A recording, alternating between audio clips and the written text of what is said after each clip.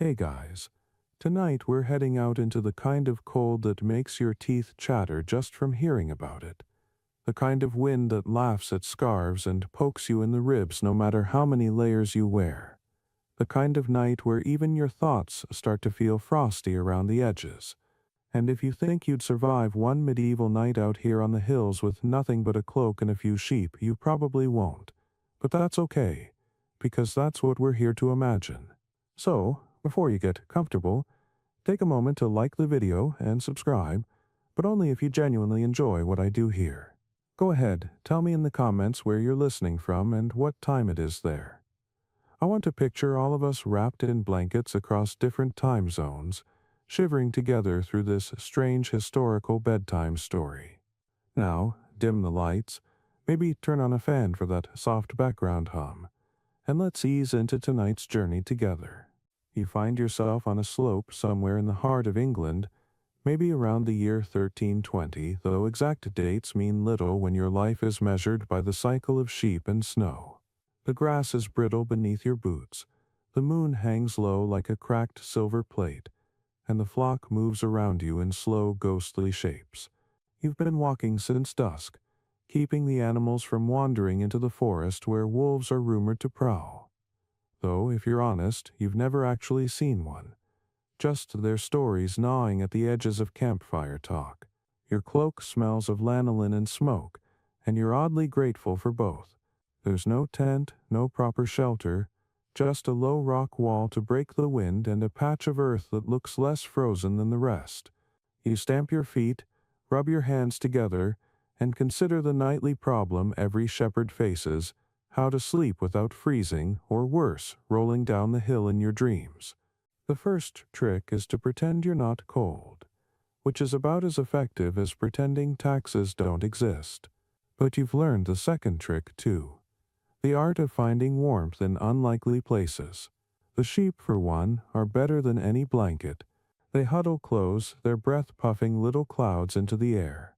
And if you lie down among them, they don't seem to mind much. Medieval chroniclers sometimes joked that shepherds smelled like their flocks, and you begin to realize that's not an insult. It's a survival strategy. You lie down slowly, letting the weight of your cloak settle around you like a reluctant hug. The stars above look absurdly clear, sharp enough to cut your fingers if you reached for them, and you think about how many generations before you stared at this same sky, equally cold, equally alive.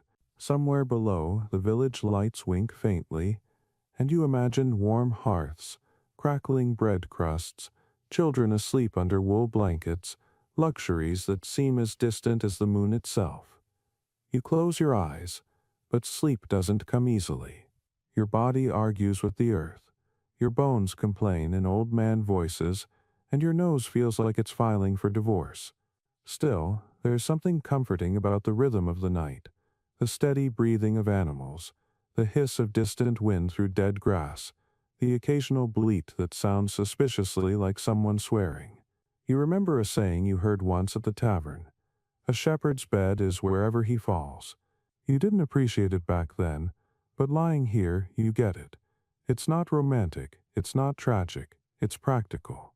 The medieval world didn't give you much choice.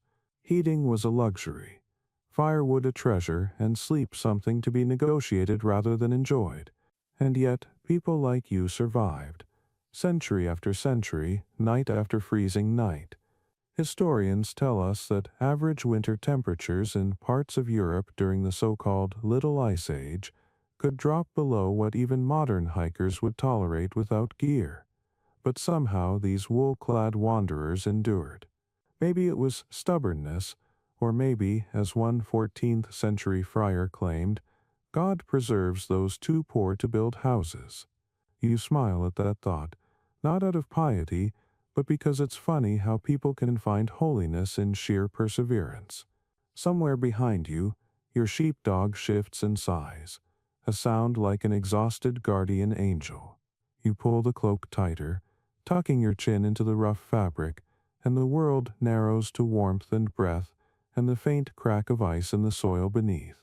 You think about your life, long days counting sheep, longer nights arguing with the wind, and wonder if anyone in the future will bother imagining what this feels like. Probably not, but if they do, maybe they'll understand that the Middle Ages weren't all about kings and cathedrals. Sometimes they were about small lives quietly defying extinction on lonely hillsides. A shooting star cuts across the sky. Perhaps a sign, perhaps just the universe saying, "Still here, by the way." You smile again, teeth chattering, and drift toward something like rest, knowing the night won't kill you. Not yet. There's a kind of peace in surrendering to it, in realizing that comfort is temporary, but stories last, and this frozen, bleeding, beautiful misery is how yours begins. Dot. You wake up with frost on your eyebrows, and a sheep's nose pressed against your ear, which is probably the medieval version of a wake-up call. And for a moment you forget where you are, half expecting a mattress, a roof, and maybe even coffee. But then the cold reminds you, none of that exists here. Not yet, not for you. You're a shepherd, not a lord, and your luxuries come in the form of wool, ale, and sheer stubbornness. You push yourself upright, your joints creaking like an old door hinge, and glance down the hillside where dawn hasn't quite decided to show up. The world looks dipped in blue milk, pale, heavy, and still. The sheep are already awake, chewing as if chewing were a religion. You envy them a little. They look comfortable, perfectly dressed for this climate, like they were born wearing blankets, which technically they were. Medieval texts describe sheep as the angels of warmth, though that was probably written by someone who never had to clean their droppings. Still, you can't help but appreciate them. Their wool isn't just clothing, it's survival. You remember last year's shearing, the whole village helping out, hands greasy with lanolin, jokes flying about who smelled worse, man or beast. Wool wasn't washed too often, which meant it retained its oily coating, a natural waterproof layer. You rub the edge of your cloak between your fingers, feeling that faint tackiness.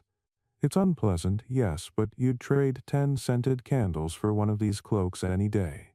Historians sometimes romanticize shepherd life, paintings of serene figures under golden skies.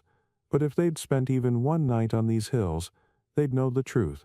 The only reason shepherds looked calm was because shivering uses up too much energy. You stand, stomp your feet to wake them, and take a swig of what passes for breakfast. Ale, flat and cold, but still mercifully liquid. The stuff isn't just a drink. It's calories, hydration, and courage in a mug. Water freezes. Ale hesitates. Somewhere between myth and practicality, people believed that strong ale warmed the blood.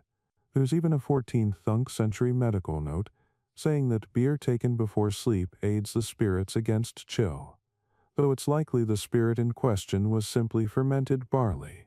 You take another gulp, pretending it helps. The taste is earthy, almost sour, and you imagine how many generations before you sipped the same brew beneath the same reluctant sun. You once heard an older shepherd claim that the best ale came from monasteries where monks brewed by moonlight. Nonsense, of course, but comforting nonsense. Every sip feels like defiance, a toast to surviving one more night on the edge of the known world. You move through your little camp, kicking at embers from last night's fire. They glow weakly, as if embarrassed to still exist. You feed them with a scrap of dry moss, watching smoke spiral lazily upward, carrying the scent of pine and damp wool. Fires are fickle friends out here, too small, and you freeze too large and the wind steals it. Medieval manuals for travelers actually advised against sleeping too close to a fire, warning that sudden wind shifts could ignite your blanket. You recall hearing that tale about a shepherd in Wales who supposedly woke up missing his beard after rolling too near a coal pit. A cautionary bedtime story, perhaps, but one that keeps you respectfully distant from the flames. The cold settles into your bones like an unwanted tenant, and you try to distract yourself by talking to your sheepdog. His name changes depending on your mood. Today he's Saint Bark. He listens with that solemn expression dogs have, like he's half philosopher, half therapist. You tell him about the dream you had, a strange one where wool grew back instantly after shearing, infinite fleece rolling like ocean waves. Maybe it was a sign, maybe it was just your brain trying to make sense of warmth. Either way, you laugh quietly to yourself. The sound surprises you. It steams in the air like the breath of something living. As daylight creeps over the ridge, you see the valley below begin to wake, smoke rising from cottages, faint shouts, maybe a rooster brave enough to test the cold. It's easy to envy them, those villagers with roofs, but you also feel a certain pride, a stubborn joy in being out here where life is reduced to its barest, most honest form. You've got wool, ale, and the sky. That's your trinity. You think of an old saying, the shepherd's pride is not in gold but in breath. Maybe that's why so many shepherd songs are about endurance. There's one you hum often, a tune passed down from no one remembers where, about a man who outstared the winter until spring gave up. The rhythm keeps you moving, keeps your fingers from stiffening. Somewhere deep in your memory, a priest's sermon returns. He'd claimed that shepherds slept closer to angels because of their humility, which sounded poetic at the time but now just seems like a polite way of saying you're poor but outdoorsy. Still, you like the thought. The Bible did give shepherds a starring role. First witnesses to miraculous births and all that, and maybe that's part of what keeps your spirits up. A scholar centuries later would write that medieval peasants found holiness in proximity to hardship. And if that's true, you must be halfway to sainthood by now. You crouch beside your flock again, the cold gnawing at your knees, and pull your cloak tight around your neck. The wind shifts, sharp and confident, carrying with it the smell of frozen manure and pine bark. It's terrible, but it's also yours. You sip the last of your ale, burp softly out of respect for the silence, and think, with a wry grin, that maybe heaven's not so different from this, just a little warmer and without the draft. You lie back down, watching the sky turn from gray to gold, and think of home, not a place, but a state of warmth you carry somewhere inside. As you drift again between waking and sleep, you mutter a short prayer, not for wealth or comfort, but simply for thicker wool next year. You grin as you realize that's probably the truest prayer you've ever said. By now the hill has stopped feeling like a landscape and started feeling like furniture, the kind that groans when you lie on it, but somehow still holds your shape. You shuffle a bit, looking for that impossible patch of comfort where stone, grass, and your spine agree to a truce. It's not much of a bedroom, this slope of earth and wind, but it's yours, and in the Middle Ages that meant something. There's no mattress, no feather pillow, no quilt, just improvisation. You pick a spot where the grass hasn't frozen solid, and scrape away a layer of frost with your boot, creating a makeshift nest. Shepherds back then actually had a term for this, a hollow bed. Chronicles mention it like a badge of honor, a sign of someone who knew how to lay low against the gale. You spread your cloak over the patch, fold it in half, then half again, hoping geometry might trick your body into warmth. It doesn't. The ground still feels like it resents you for being alive. You sigh, stretch your legs, and mutter something about medieval interior design needing work. The air smells of earth and lanolin, a mix of dirt, sheep, and ghostly bonfire. It's oddly pleasant, grounding even. The sheep around you shuffle closer, their wool brushing your arms, their warmth bleeding into your skin. You joke to yourself that you're basically in a wool-themed hostel, though the room service leaves something to be desired. There's an art to sleeping among sheep, too close and they trample you too far, and you freeze. You find the rhythm instinctively, syncing your breath with theirs until the entire flock hums like one large living furnace. In the distance, the valley snores with life, dogs barking, faint bells from a monastery somewhere, maybe a mill wheel creaking in protest. The medieval night isn't truly silent, not like we imagine it. It's full of low breathing noises, the soundscape of survival. You curl on your side, cloak tucked around you like a burrito of questionable quality, and your mind drifts to all the shepherds who came before you, those nameless figures in manuscripts painted under exaggerated stars. The artists always drew them upright, pious, serene. None of them showed the part where your left leg goes numb and your nose feels like it might crack off. The truth, as usual, is less graceful and more human. Yet there's poetry in it. The way the hill slopes down toward the village lights, the frost catching moonlight like powdered silver, the warmth radiating from animals that trust you without needing to. For a second, you forget the ache in your shoulders. You just breathe, long and slow, and think maybe this hill really is a kind of bedroom, one shaped by patience instead of carpenters. A stray memory floats in. That time your friend Tom, the one who claimed to know everything about proper bedding, tried to sleep upright against a tree and woke up covered in ants. He said it built character. You told him it built itchiness. There's a lot of that in this life. Pretending misery is character building because it's cheaper than buying comfort.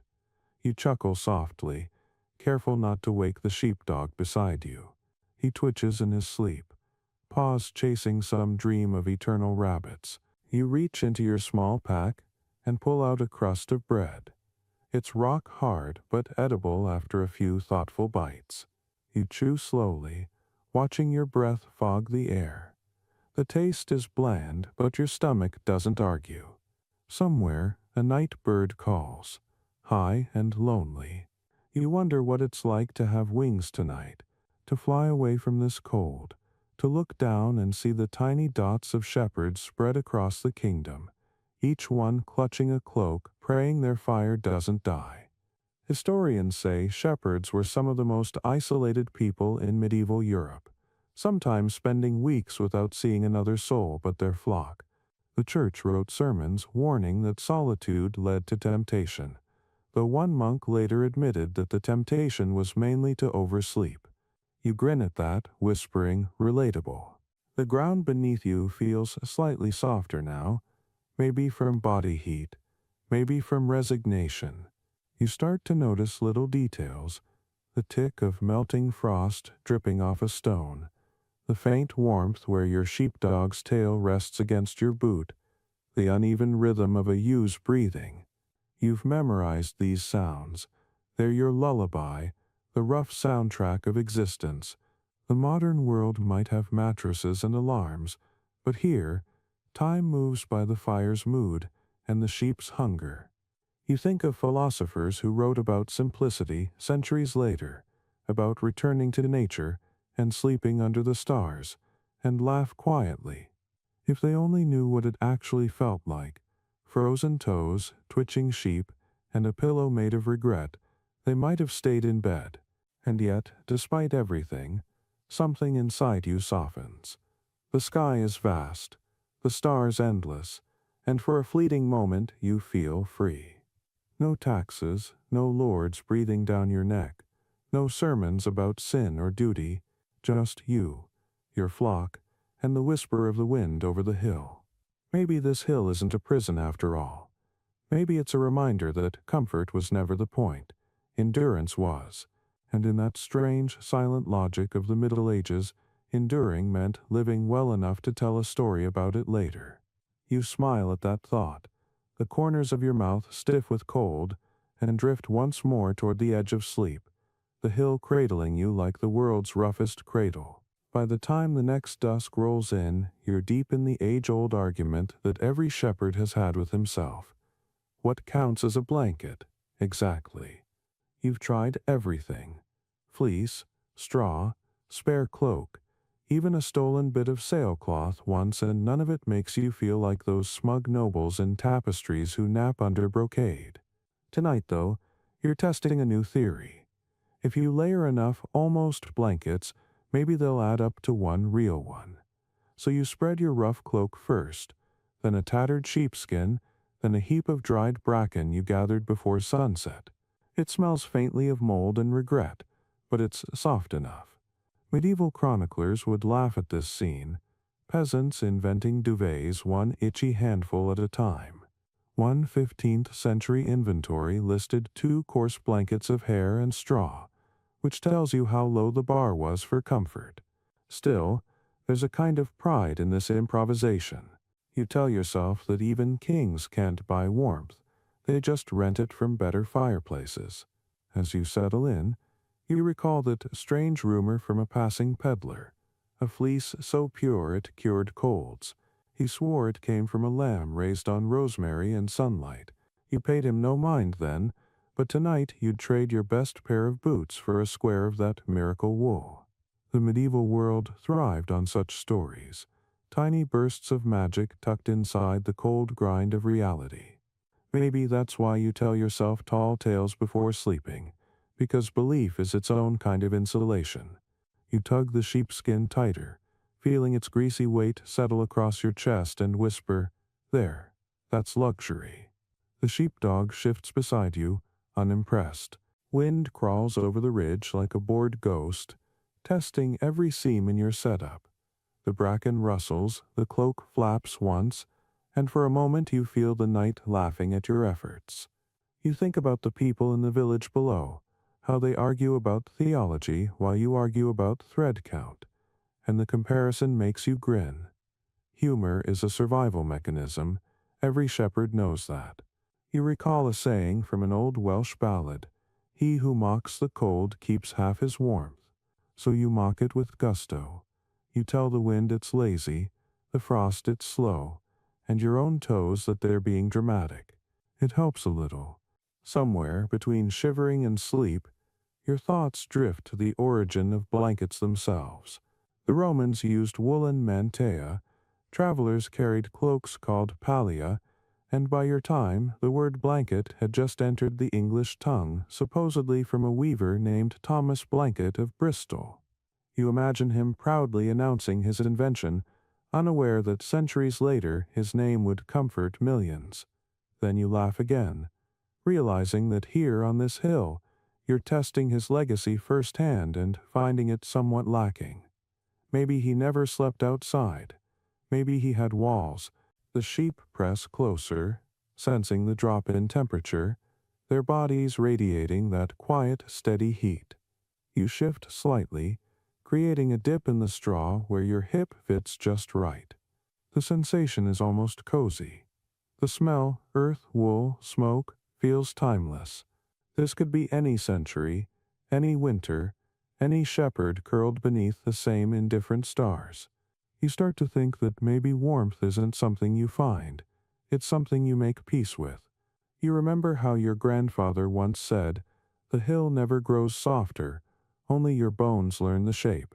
At the time you thought it was nonsense. Now it sounds like scripture. You open your eyes again, half expecting dawn. But it's still deep night. The stars shimmer so coldly they look wet. You can see your breath rising like incense, and you wonder if that's what medieval priests meant when they said prayer keeps you warm, because technically it does. If you say enough words fast enough, you murmur a few yourself, not out of faith exactly, but habit, and feel the slow comfort of repetition. The dog sighs, the sheep chew, and the wind decides to take a break. For a fleeting moment, everything is still. You realize that, ridiculous as it is, your layered mess of cloaks and bracken is working. You're warm enough to drift, and as your eyelids start to sink, you can't help one last thought. Maybe the great blanket debate was never about materials. Maybe it was about stubbornness, the refusal to admit defeat to the cold. You smirk at that, whispering into the dark. Score 1 for the shepherd. Then the hill exhales, the frost glitters, and you disappear into the kind of sleep that only comes after a long argument you've decided to win. When night falls again, it's the kind of darkness that feels alive, thick and watchful, as if the stars themselves are eavesdropping. You lie flat on your patch of hill, your head tilted just enough to see the sky unfold like a slow, cold ocean. Each star pulses faintly, not twinkling but breathing, and you can almost hear them if you hold your breath, the whisper of light traveling centuries just to find your eyes. Medieval folk believed the stars were nail holes in heaven's floor, little leaks of divine light that slipped through the fabric of paradise. You're not sure about theology, but you like the idea. It gives the cold something to mean. Around you, your flock is scattered in quiet constellations of its own. Tufts of wool like clouds fall into earth. The only sounds are their chewing, your dog's slow exhale, and the rhythmic creak of your leather belt as you shift your weight. Somewhere far off, maybe down by the river, an owl hoots once, then again. Everything else is still. You notice the smell before you notice the calm. It's the scent of sheep, sharp and earthy, laced with smoke and damp wool. People who've never lived with animals call it unpleasant, but to you it smells like safety. It's proof of warmth, of movement, of life still happening in this frozen place. You bury your face deeper into your cloak, catching that greasy tang of lanolin mixed with ashes from last night's fire, and it almost feels like home. The medieval countryside was ruled by smell. Wood smoke, manure, wet soil, sweat, all of it merging into something that modern noses would panic at. But for you, it's the perfume of survival. You remember hearing a friar in town once claim that heaven smelled like myrrh and roses. You'd settle for sheep and smoke. You trace your gaze back to the stars. There's Orion, the hunter, though out here he looks less heroic and more like a man regretting his career choices. You think about the stories, how people in your time still link these same constellations to ancient myths, how some even say shepherds were the first astronomers. It makes sense. Who else spent so many sleepless hours staring upward, mapping the seasons through light? A medieval shepherd could read the sky like a clock. When Sirius glimmered low, it meant frost. When the Pleiades vanished, winter was closing in. You try to imagine explaining that to someone centuries ahead, someone who checks the weather on a glowing rectangle. You'd probably laugh together, though for different reasons. The silence deepens. It's not empty. It's full of tiny movements, of soundless things that make the world feel textured. Your mind drifts, lazily assembling thoughts like fireflies. You start to think about time, about how this moment feels both eternal and fragile. The stars you see now might already be dead, their light just a memory in transit. Maybe that's what humans are too. Bright flashes delayed by history. You wonder if someone in the future will stand on this same hill and think of you, the nameless shepherd who once breathed under the same sky.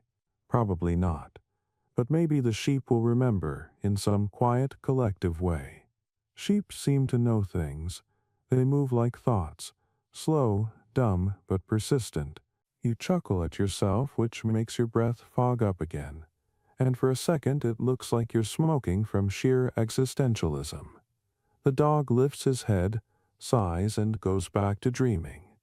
You whisper, "Don't worry, I'm not getting philosophical enough to forget your breakfast." You glance toward the faint orange ember of your fire. It's dwindled to the size of a coin, but it's still there, glowing like a heartbeat in the dark. You shuffle closer, holding out your hands until the warmth tingles your skin. Every medieval manual warned that staring at embers too long could summon spirits, but you find the opposite true. The fire pushes ghosts away. It's the sound, maybe, the quiet crackle that feels alive. The cold tightens again around your ankles, but you barely notice. You're lost in the rhythm of it all. Inhale, exhale, sheep rustle, wind sighs, stars pulse. Somewhere deep inside, a primitive part of you remembers this pattern. The same one that lulled your ancestors, the same that will lull your descendants in one form or another. You grin softly at the absurd thought that all of history might just be people trying to get warm enough to fall asleep. You roll onto your side, the grass crunching beneath you, and murmur, "Fine, universe, you win. I'll sleep." And as your eyelids droop, the last thing you register is the scent, strong, musky, unfiltered life. It's the smell of sheep, yes, but also of existence itself, raw and unapologetic. You breathe it in like a prayer, one that doesn't ask for anything except another dawn. Then the stars fade into blur. The fire hums low and the silence swallows you whole. You built the fire for the fifth time tonight, and you're starting to take it personally. The wood just won't catch. It hisses like a serpent every time you strike the flint, spitting sparks that die in the damp air. You curse under your breath, nothing too serious. Just the kind of muttering that even saints would forgive, and lean closer, cupping your hands to protect the flame. It flickers, flares, and then sighs out again like it's lost the will to live. That's the thing about medieval wood. It's always damp, even when you swear it's dry. The wind howls over the ridge, dragging with it a handful of frost that stings your cheeks. You can almost hear it laughing, that smug, invisible villain. Oh, you wanted heat, it seems to say. Cute. You stand up, stretch your aching back, and kick the pile of useless twigs with the toe of your boot. They scatter like your patience. Behind you, the sheep huddle together, unconcerned. They have natural insulation. You, on the other hand, have optimism, which is famously less effective. Eventually, a tiny flame catches, maybe out of pity, and you hold your breath like a gambler watching the dice roll. It grows shyly, licking at the edges of the bark, then blooms into a fragile halo of orange. You crouch near it, hands outstretched, face glowing like some rustic saint in an illumination.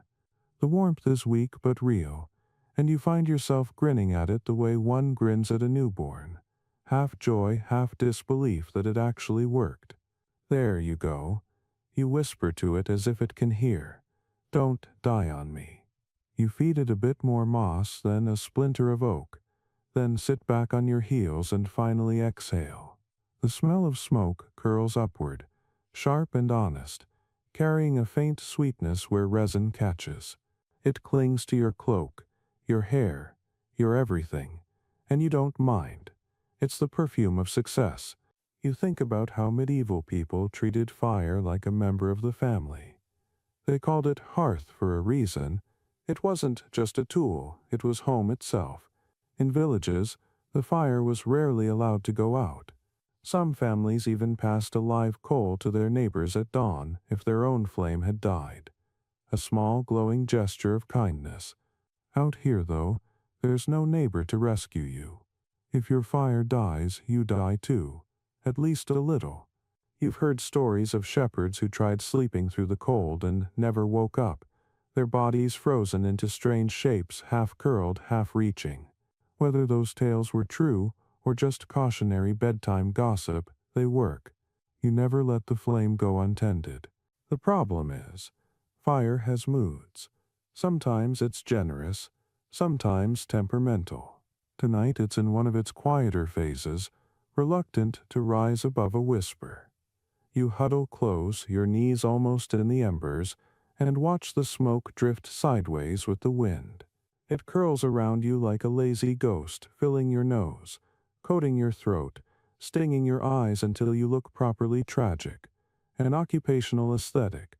You remember how one chronicler once claimed that shepherds who slept in smoke were healthier, because the vapors preserved the humors from corruption. Maybe that's why your lungs feel so historically accurate right now. You cough once, wipe your nose on your sleeve, and grin through watery eyes. Preserved. You say aloud, voice hoarse. Sure, your sheepdog lies opposite the fire, watching the flames as if they hold secrets. His fur gleams in the shifting light, every flicker carving new expressions into his face. You talk to him because there's no one else to talk to, and he listens better than most humans anyway. You think they'll ever invent something better than this? You ask, gesturing to the flames. He tilts his head, which you take as a yes. Maybe a little box that glows on command, or a magical heat stone, or, you pause, squinting at the horizon, something that doesn't need wood. The idea feels impossible, but so does surviving another winter, and yet here you are. You stretch your hands toward the fire again, palms red, fingertips tingling. The heat seeps in slowly, almost shyly, and your body drinks it up like wine. You lean forward until your hair crackles and pull back just before your eyebrows join the pyre. You've learned the art of sleeping near fire the hard way. Too close and you wake coughing in smoke, your cloak peppered with burn holes. Too far, and you wake frozen, your breath stiff in the air. The sweet spot is about an arm's length, where you can feel the heat without angering the sparks. You lay your cloak out again, then use your staff to shift a few coals into a tidy crescent. The light paints the hillside in red and gold, turning the sheep into glowing ghosts. You know it won't last. Fires never do. But for now it feels like civilization itself, a small defiant circle of warmth against the endless dark. You lie back, using your folded arm as a pillow, and stare through the smoke toward the stars. The fire crackles. The sky shivers. The smoke always finds your eyes no matter where you sit. That's one of nature's cruel jokes. You scoot to the left. The smoke follows. You move right. It follows again. There's an old superstition that says smoke chases beauty. You grin and mutter, "Guess I'm gorgeous then." The dog sneezes, unimpressed. You toss a pebble toward him, and it lands just short. The sheep shift, murmuring in soft bleats that rise and fall like sleepy chatter. One of them sneezes too, and you laugh quietly, the sound mingling with the fire's hiss. This is your night orchestra. Wind, wool, wood, and breath. No lute could beat it. The fire dims, brightens, dims again like it's breathing with you. You start to feel that odd hypnotic pull it has, the way the flames dance without rhythm yet feel choreographed, the way the coals pulse like little hearts. It's easy to drift watching it, easier still to imagine shapes inside the glow. A knight's helmet here, a cathedral spire there, a face if you squint long enough. You once heard a friar say that staring too long into fire invites visions, and maybe he wasn't wrong. You see things sometimes. A field in summer, your mother calling you in for supper, a girl you once danced with at midsummer fair, her laugh catching light just like this. Maybe memory burns brighter in smoke. The fire spits suddenly, sending a spark onto your cloak. You swat it out with practiced calm. Another lesson learned: fire gives life, but it also tests loyalty. You murmur, "Still friends," and feed it another stick. It pops approvingly. A curious thought passes through your mind. How many shepherds across the centuries have performed this same dance? Thousands, maybe millions, all feeding the same ancient element, all whispering the same tired gratitude. Fire is the only companion that never ages. It's older than kings, older than the languages you curse in. You feel humbled by it in that strange way humans do when faced with something eternal that still demands their care. You shift closer, letting the edge of your cloak absorb just enough heat to keep your shoulders from aching. The flames paint your face amber, outlining the wrinkles around your eyes. You wonder, briefly, how you look from afar. A lone dot of light on a vast hill, a heartbeat of orange in an ocean of black. Maybe to someone down in the valley, you look like a star fallen to earth. The idea makes you smile. It's a small vanity, but harmless. Every shepherd has to pretend he's significant sometimes, otherwise the wind wins. And then, just as you start to drift, the fire decides to test your faith again. A gust of wind rolls over the ridge, stronger than before, and your fragile inferno shivers. Sparks scatter like startled fireflies. You sit up fast, shielding it with your body, muttering a quick apology to whichever saint handles weather complaints.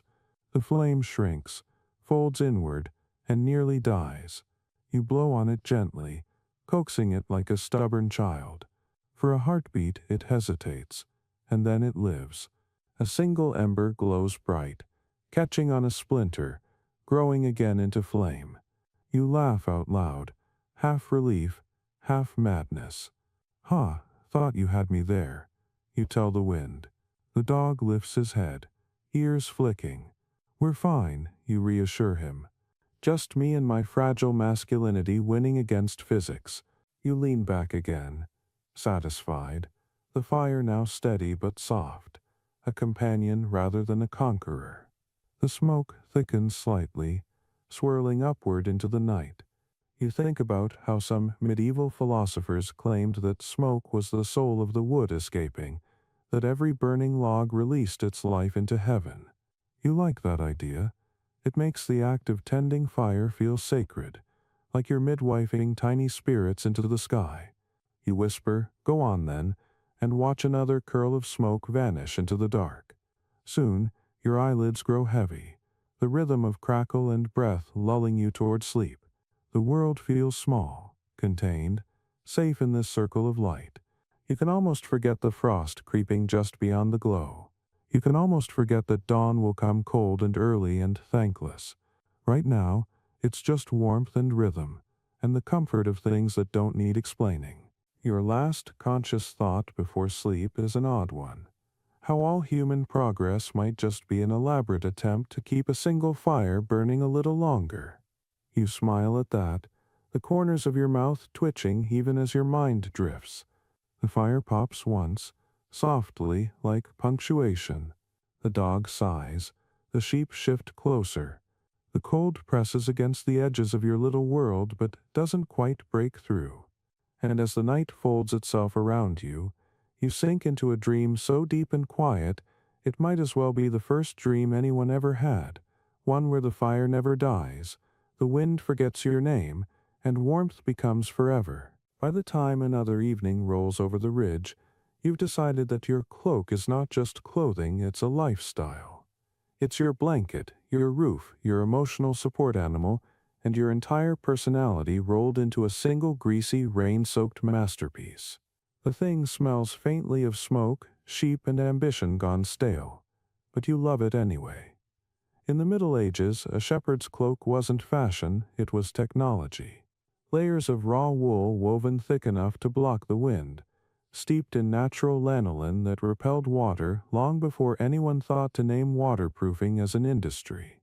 You'd seen tailors in the village trying to imitate this sort of garment for the gentry, selling shepherd chic for 10 times the cost, and you couldn't help laughing at that. If they really wanted the authentic experience, they'd have to include the smell and a healthy dose of existential frostbite. You wrap the cloak around yourself now with the expertise of someone who's made a religion out of it, twisting it twice under your chin, folding one end around your knees and tucking your feet into a loop like a woolen cocoon. The result is what you call the cloak trick, a delicate combination of posture, patience, and self-deception that convinces your body it's warmer than it actually is. There's an art to the illusion. First, you have to convince yourself that heat exists somewhere in the vicinity, even if all evidence says otherwise. That's step 1. Confidence. Step 2 is motion. Tiny, imperceptible shifts of the body that keep blood flowing without wasting energy. Step 3 is attitude. You whisper to yourself, "I'm warm, I'm fine, I'm a walking fireplace," like a medieval mantra. Some nights it even works. You've learned that warmth is half physical, half mental, and entirely theatrical. Shepherds were, in a way, the original endurance athletes. No medals, just survival. The dog beside you has his own cloak trick. He curls into a perfect spiral, nose buried in tail, radiating smugness. You envy him. He doesn't have to philosophize about warmth. He just is. Meanwhile, you're stuck having a full metaphysical argument with your toes. One of them, you swear, has gone missing. You wiggle your feet to confirm they're still attached. They are, technically. That's a victory. You remember hearing a scholar once say that medieval peasants didn't suffer the cold because they were used to it. You laughed so hard you almost choked on your bread. No one gets used to the cold. You endure it, you curse it, you marry it for a season, and file for divorce in spring, but you never, ever get used to it. Still, you have your coping mechanisms. You've learned how to make a single candle feel like a furnace by cupping it in your hands and staring at it until your imagination fills in the rest. You've learned that if you put your hands under your cloak and breathe onto your wrists, you can trick your body into thinking the air around you is tropical. You've even tried the old trick of tucking warm stones against your stomach after heating them by the fire, though last time one cracked mid-sleep and nearly gave you a new scar to brag about. Some of your fellow shepherds have other methods. One swears by wrapping his feet in cabbage leaves under his boots. Another believes that rubbing sheep fat on your chest locks the heat in. You tried that once for science. You've never smelled the same since. Then there's old Garin, who insists that singing bawdy tavern songs raises your internal temperature. You didn't buy it until one night when the frost felt like it was trying to assassinate you, and you started humming through chattering teeth just to stay sane. It worked, maybe from laughter, maybe from defiance. Either way, you made it till dawn. That's how most medieval miracles worked. Through stubbornness and luck, you adjust your cloak again, making sure no gust can sneak in. The wind tonight has personality, sharp, playful, cruel. It tests your defenses like a cat testing a mouse hole, finding the smallest gap and slithering in. You mutter something rude to it, which makes the dog's ears twitch. Not you. You tell him, you're perfect. The fire you started earlier is just embers now, glowing like buried treasure. You consider reviving it, but decide against it. There's a point where even fire becomes more trouble than comfort. Smoke gets in your eyes, ash clings to your cloak, and in your sleep you dream of choking on history. Better to trust the cloak tonight. You think of how many people before you must have done exactly this, huddled under rough wool, pretending that discomfort was a kind of prayer.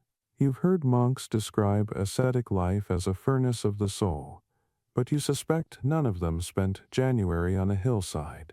They romanticize cold because they can retreat to their stone cloisters after morning chants. You, on the other hand, live in it, eat with it, sleep with it. You start to laugh quietly at the absurdity of it all, at how survival can feel both heroic and ridiculous. The dog lifts his head, gives you a concerned look, then rests again. Don't worry, you whisper. It's a happy kind of insanity. The stars are brighter tonight, the sky almost cruel in its clarity. You can see the curve of the Milky Way stretching like frost on glass. Somewhere below, a stream runs under a thin skin of ice, the sound faint but steady. You close your eyes and try to focus on that trickle. It helps to imagine warmth flowing too. That's another part of the cloak trick, the illusion of movement.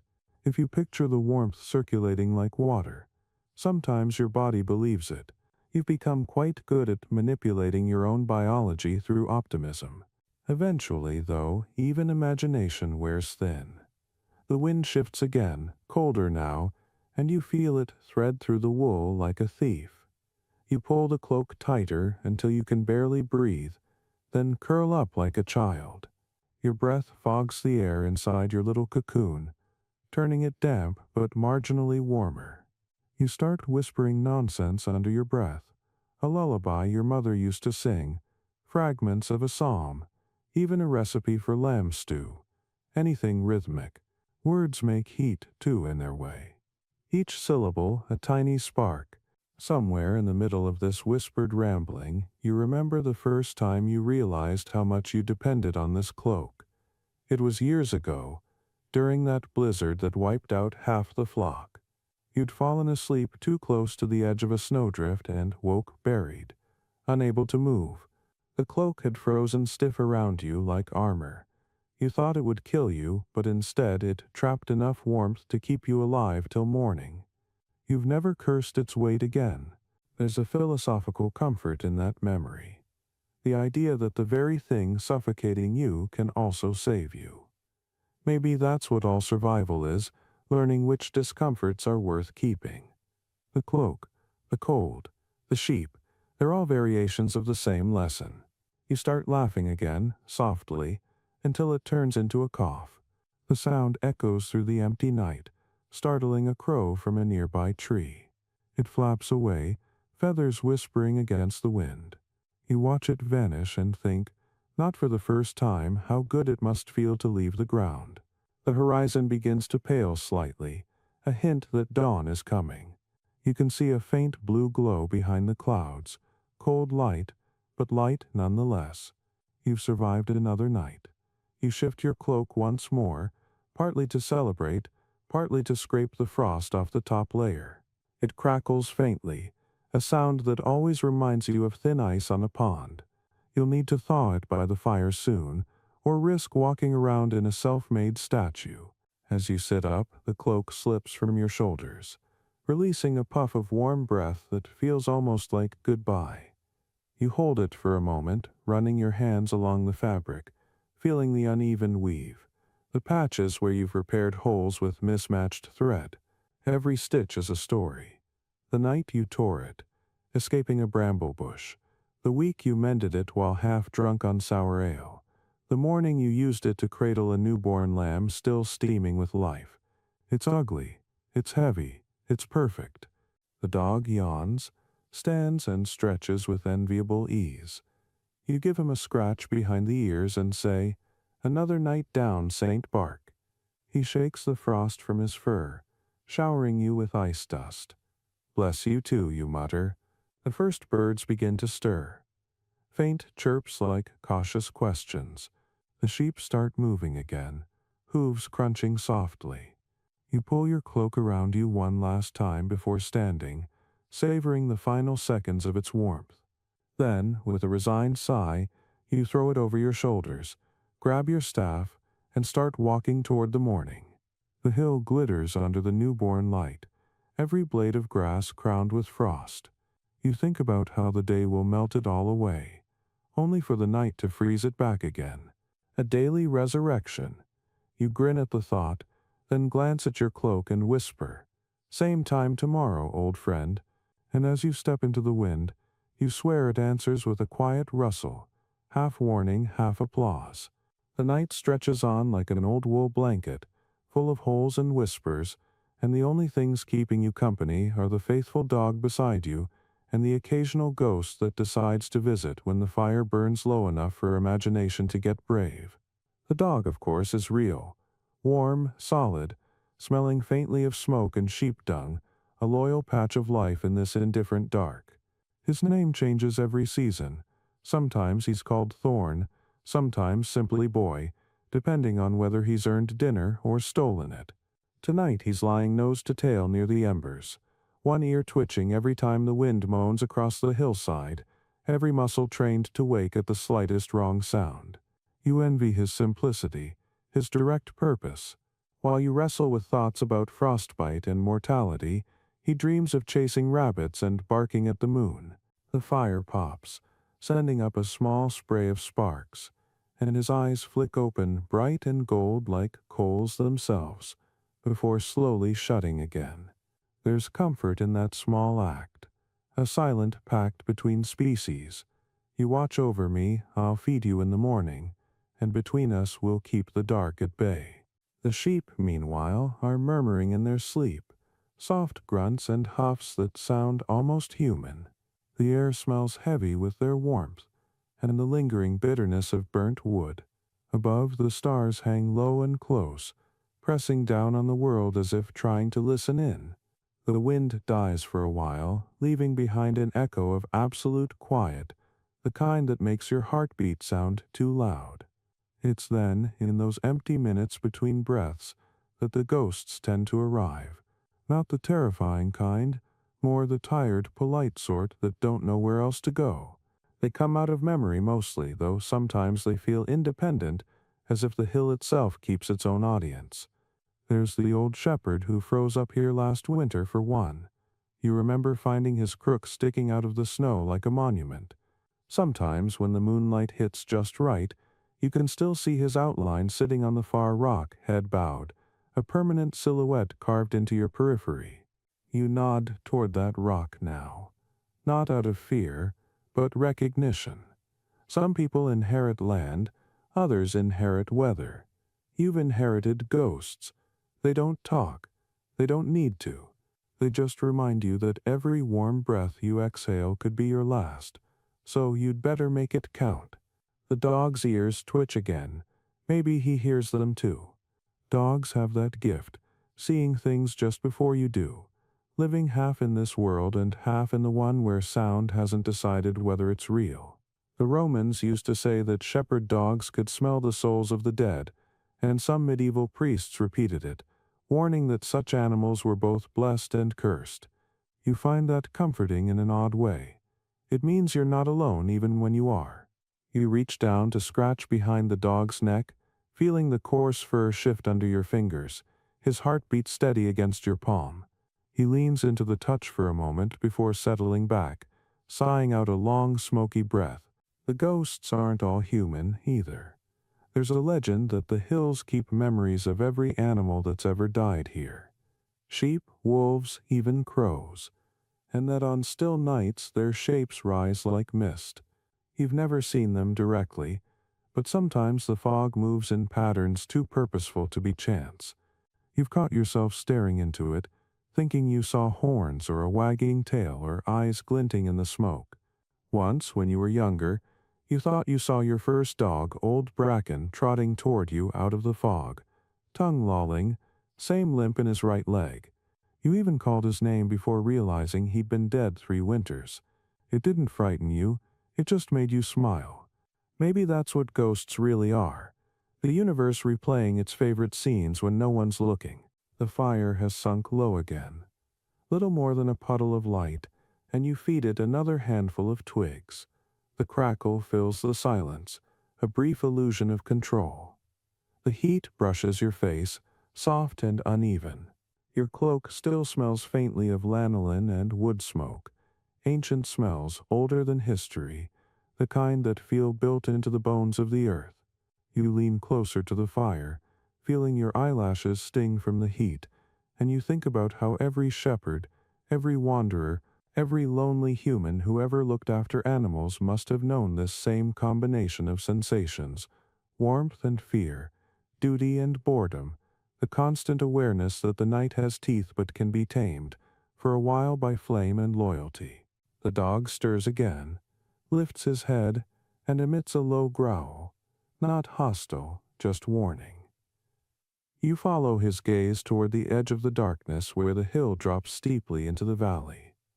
There's nothing visible at first, just the faint rustle of wind against dry grass. Then you hear it, too. A distant, deliberate crunch. Something big enough to break frost crust, slow enough not to care about being heard. Wolf, maybe, though you haven't seen one in months. You grip your staff without thinking, the smooth wood familiar in your hands. The dog's hackles rise slightly. The sheep shift uneasily, but don't scatter. Another good sign. You wait, eyes fixed on the dark. A moment later the sound fades away. Maybe it was only the echo of the valley, or your own imagination playing its usual tricks. The dog exhales, ears folding back down, and the tension dissolves into the cold air. You pat his shoulder. Good lad, you murmur. He yawns in reply. The ghosts retreat, too, melting into the wind like smoke curling upward through the stars. When the danger passes, real or imagined, you feel that familiar mixture of relief and melancholy. There's always this sense out here that you've borrowed safety rather than earned it. Every quiet night feels like a debt that must be paid with vigilance the next. But you're good at vigilance. Years of it have sharpened your senses until even silence has a texture. You can tell the difference between the hush of snow and the hush of fear, between the crack of frost and the snap of something alive. Your hearing has grown so fine that you can sense the fire's heat fading before the flames even dim. That's what the cold does. It makes you attentive, painfully alive. As the night stretches deeper, the moon climbs higher, cold and white and enormous. You think about how your ancestors must have worshipped it, how they probably gave it names and prayed to it for light and sanity. The church may call that superstition now, but when you're alone on a hillside with nothing but animals and ghosts, superstition feels less like ignorance and more like practical insurance. You murmur an old rhyme under your breath, something your grandmother taught you to keep bad dreams away. Moon white, guard tonight, keep the dark in distant flight. The words fall into the wind and vanish. The dog tilts his head again, maybe listening, maybe judging your rhythm. You tell him not to mock the classics. The fire brightens for a moment, enough to reveal your surroundings, the rough pile of rocks you've been using as a seat, the patched saddlebag, the curved line of sleeping sheep like a trail of snowdrifts. It's not much, but it's your world, your universe of survival. You sip from the skin of ale you've been rationing, the liquid cold but welcome, and feel it slide down into the hollow warmth the fire leaves behind. Every swallow feels earned. The bitterness is grounding. It reminds you you're still a creature of the living. The dog curls up again, nose tucked under tail, finally at peace. You settle in beside him, one hand resting lightly on his flank, feeling the steady rhythm of his breath. It's the best lullaby you've ever known. The ghosts keep their distance now, content to linger in the corners of your awareness but no longer pushing closer. You don't resent them, you even feel grateful. They make the world feel fuller somehow, proof that even in loneliness there's a kind of company, one that doesn't demand conversation, only acknowledgement. The fire sputters and fades again, but you let it. You've learned that you don't need it as much when you have the dog close. His warmth, combined with the cloak and the dense smell of sheep, is enough to fend off the edge of the cold. You pull your knees up, shift slightly to find that perfect angle of rest, and close your eyes. The ground hums faintly under you, as if the hill itself is breathing. Somewhere far away, a bell rings, a single tone drifting through the night from a monastery across the valley, marking the hour for prayers. You whisper your own silent version, not for salvation but for sleep, and let the sound carry you under. In the half-dream that follows, the world becomes one endless field of grass under moonlight. The sheep are gone, replaced by pale shapes that move without sound, the dog transformed into a streak of light darting ahead, and somewhere in the distance you see the old shepherd again, waving you onward. The ghosts, the dog, the stars, they all fold into one quiet chorus of breath and motion. The air is neither cold nor warm. It's simply vast. You walk through it without fear, cloak flowing behind you like smoke, and just before you wake, you feel something nudge your hand. The same shape, the same warmth, the same heartbeat that's been beside you all night, ancient and loyal as the fire that never fully dies. You open your eyes again. The dawn's still hours away. The dog's ears twitch against your hand. The ghosts are gone. The fire is a faint blush of red beneath the ash. The cold presses close, but not cruelly. Now, more like a reminder than a punishment. You pull the cloak tighter, inhale the familiar mix of smoke and sheep and life, and let the dark settle around you again, content to share the long silence with one true companion, and whatever unseen company still lingers beyond the edge of the firelight. The night bleeds into morning without ever really changing. One long gray stretch of half-sleep where the difference between dream and waking is only a matter of warmth. You've learned to live in that narrow borderland. It's where shepherds exist best. The bells from the monastery far down in the valley are the only clocks that matter, but they don't mark time for you so much as divide it into dreams. Each toll is a ripple that shakes you awake for a heartbeat, then lets you slide back down into the murky comfort of exhaustion.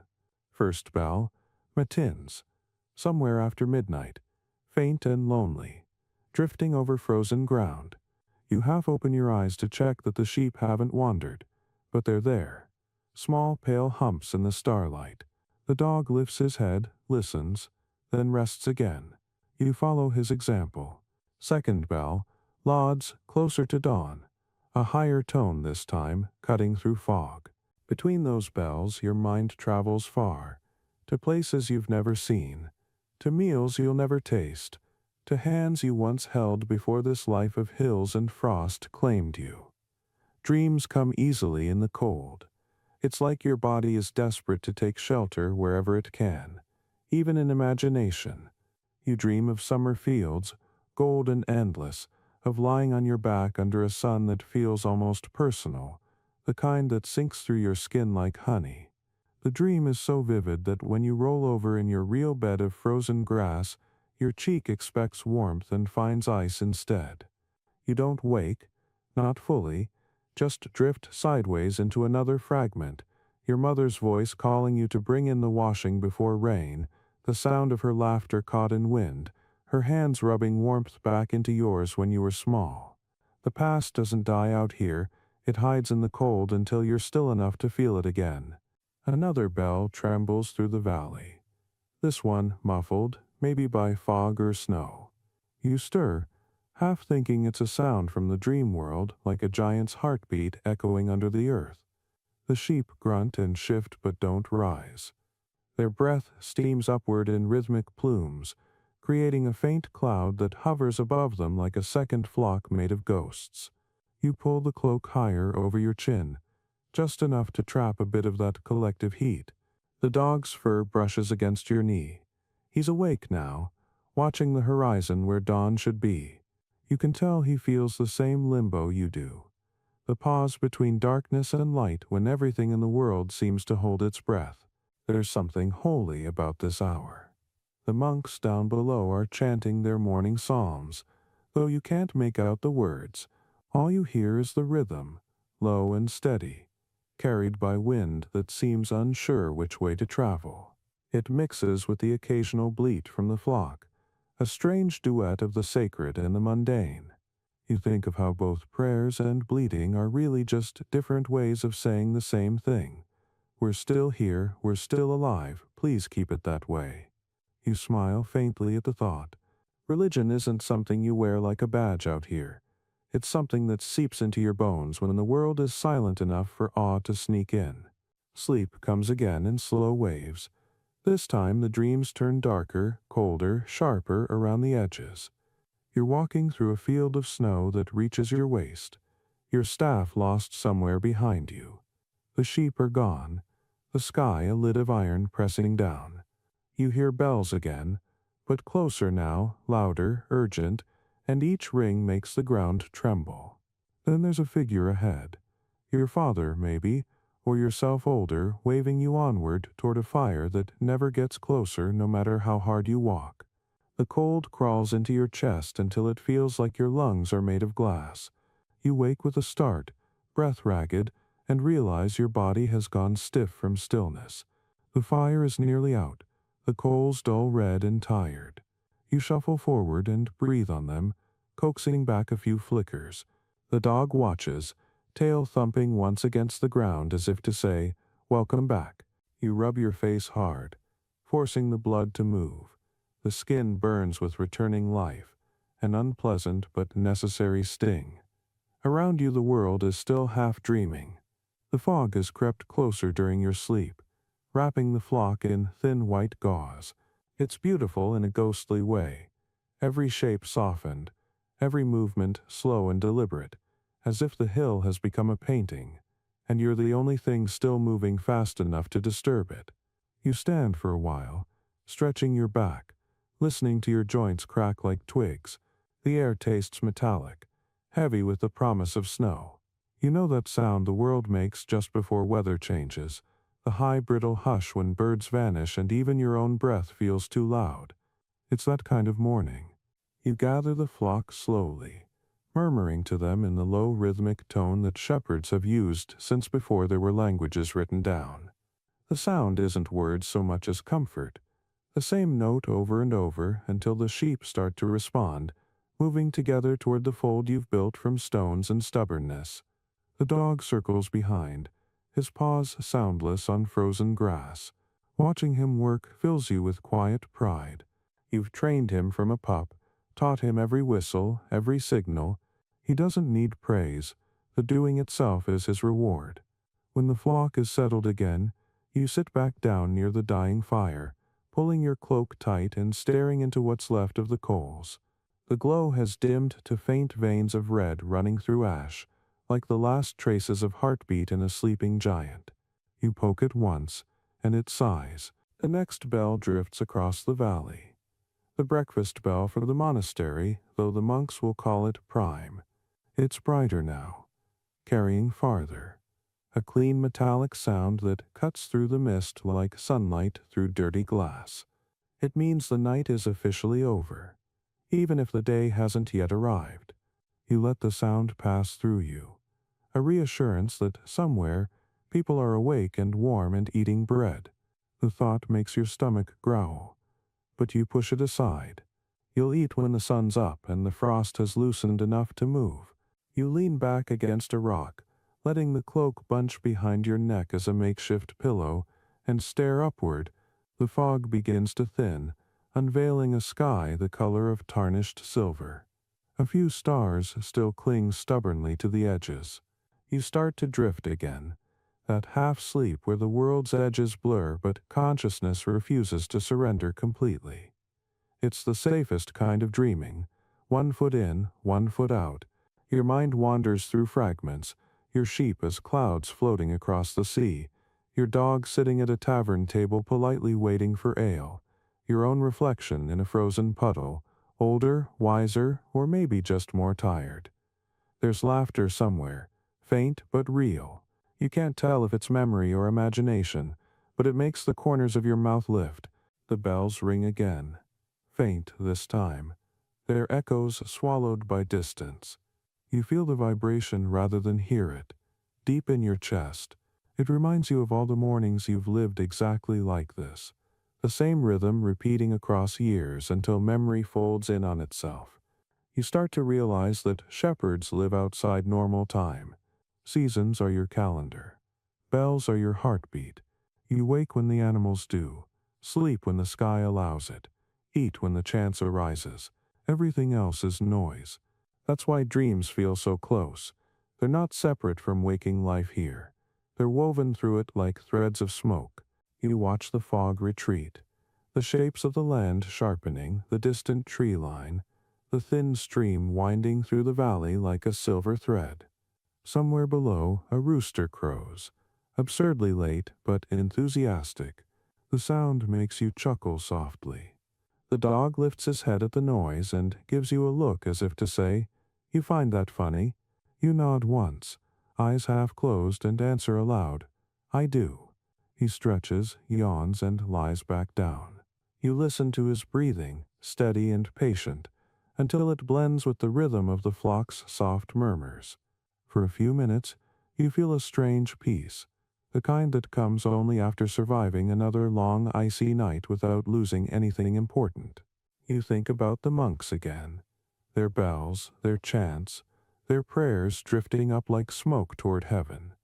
You wonder if they ever think of you, the lonely figure watching from the hills, half human, half story.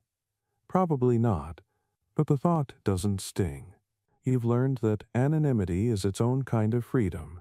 No one expects perfection from a man they don't see. You can afford to be flawed out here, to make mistakes and fix them quietly before dawn. The world below moves on a stricter rhythm. Yours is slower, but no less sacred. The first pale streak of sunlight breaks through the cloud cover, a hesitant ribbon of gold sliding across frost. It touches the edges of your cloak, the sheep's wool, the dog's fur, and suddenly everything glows with soft, temporary warmth. You close your eyes against the brightness, letting it soak into your eyelids, painting your vision red. The air smells different now, less of smoke, more of thaw. You take a deep breath, hold it, and release it slowly as if exhaling the whole night. The bells ring once more, this time faint and final, marking prime's end and the true beginning of day. You smile into the light, not because anything miraculous has happened, but because you're still here to see it. The sheep begin to move again, shaking frost from their coats, hooves crunching softly. The dog rises, alert but unhurried, ready to begin the day's slow labor. You stand, stretching stiff muscles, brushing frost from your cloak. The dreams fade, but they leave their residue. Images of warmth and memory clinging like smoke. You'll forget the details by noon, but their calm will linger, invisible as breath. You look once more toward the monastery, a tiny speck of stone in the far valley, and nod to yourself. Then you whistle low, and the dog bounds ahead, barking once. The flock stirs. The world begins again. The bells fall silent behind you, replaced by the sound of life resuming.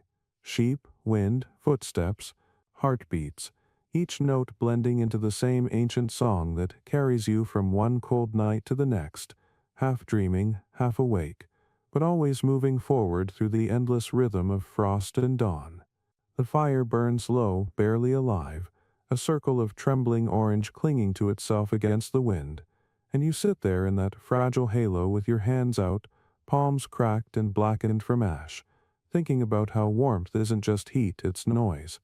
You've spent enough winters alone to know that silence kills faster than frost. So tonight, as the wind climbs down from the ridge, whistling through the rocks like a thin flute, you decide to fill the air with sound. The dog blinks up at you, half curious, half bored, and you say, "Fine, I'll talk anyway." Because someone has to. Shepherd gossip, after all, is one of the oldest survival tools, hot air against cold breath. It starts harmlessly, as it always does. Who's lost sheep to wolves? Who's gotten drunk at the tavern? Who's run off with whose daughter and returned 3 months later pretending to have joined the crusade? The stories come out in the same rhythm as breath. There's Osric, who swore he saw St. Cuthbert's face in his campfire smoke and tried to sell it as a relic. There's Meg, who keeps her sheep in perfect lines by singing psalms backward, claiming the devil fears disorganization. There's the nameless boy from 2 hills over who froze solid 1 year but was found upright, smiling, with his staff planted beside him like a soldier at attention. They said the frost took him before fear could. You tell these tales not for entertainment but because the human voice, even your own, is a kind of hearth. Every word drives the dark back a little. The ale at your feet is more ice than liquid now. You shake the flask, hearing the rattle of frozen chunks. You chip at it with your knife, prying loose a shard the size of a coin, and suck on it like candy. It tastes of smoke and sour barley, the same flavor that's been your companion since you were old enough to lie about your age to buy it. A shepherd's diet is mostly made of endurance, bread, cheese, and hope. Ale is the one indulgence, and even that betrays you come winter.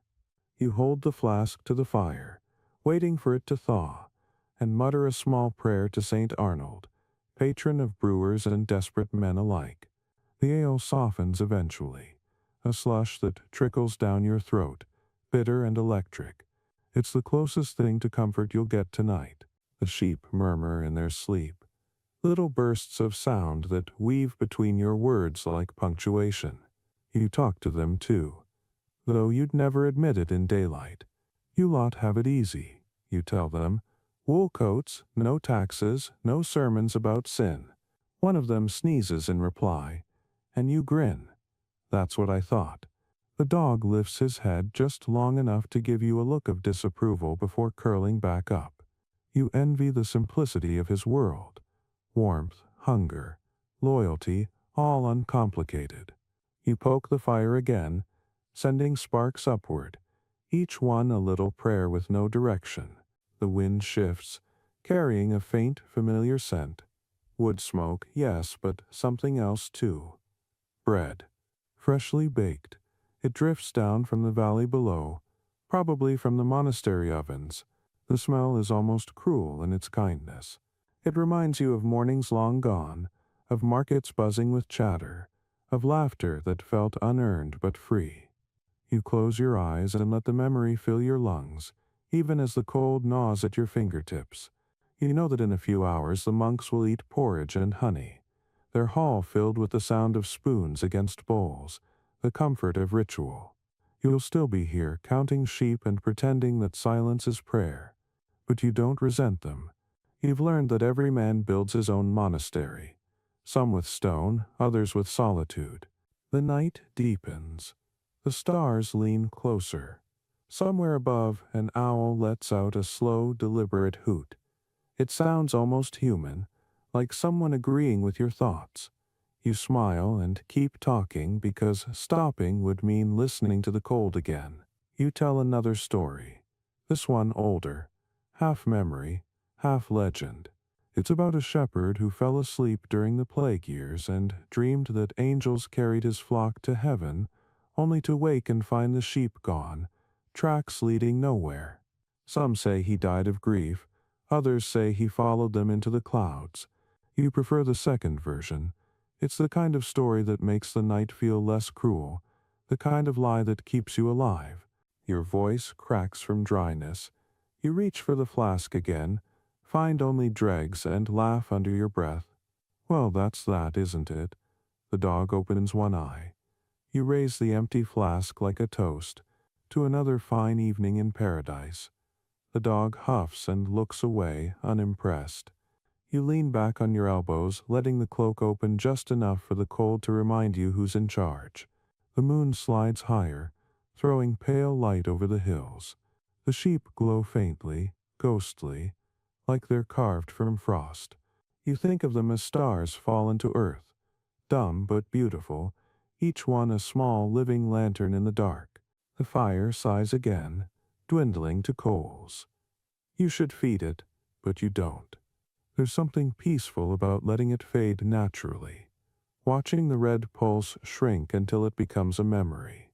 Fires have their own kind of life cycle: birth in spark, growth in flame, slow dying in ember. You've seen enough to respect the pattern. You sit in the dim glow and hum a tune you barely remember, a shepherd's song passed down through too many winters to still make sense. The lyrics are nonsense about green hills and golden fleece and a girl whose name rhymed too conveniently with peace. You hum it anyway. It fills the air, keeps your heart company. The cold creeps deeper into your boots, turning your toes into stones. But you ignore it. Pain is part of the ritual. There's a rhythm to the suffering. Cold, fire, thaw, fatigue, laughter, repeat. You think of it as a kind of music.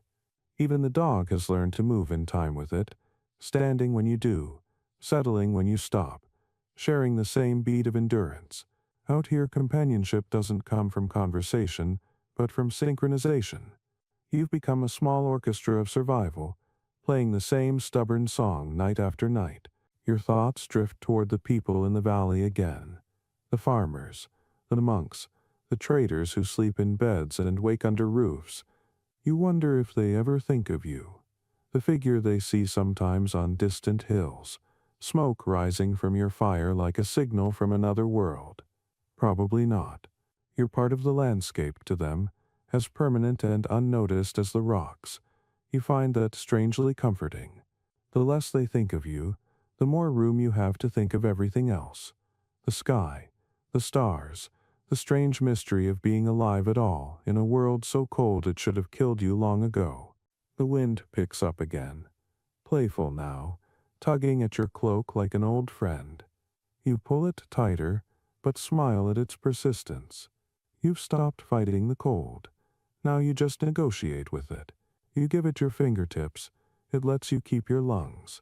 A fair trade. You remember an old saying a traveler once told you: the frost teaches patience, the thaw teaches gratitude. At the time you laughed. Now, with the fire nearly dead and the world humming quietly around you, you think maybe he was right. You stretch your legs, bones stiff and loud, and look east where the sky is just beginning to pale. Dawn again, uninvited but inevitable. The sheep start to stir, noses lifting toward the faint light. The dog stands shaking the frost from his fur, tail wagging lazily.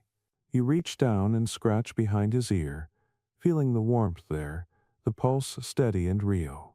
"We made it," you say softly. He barks once, short and satisfied. You stand too, cloak heavy with frozen dew, boots hard as wood.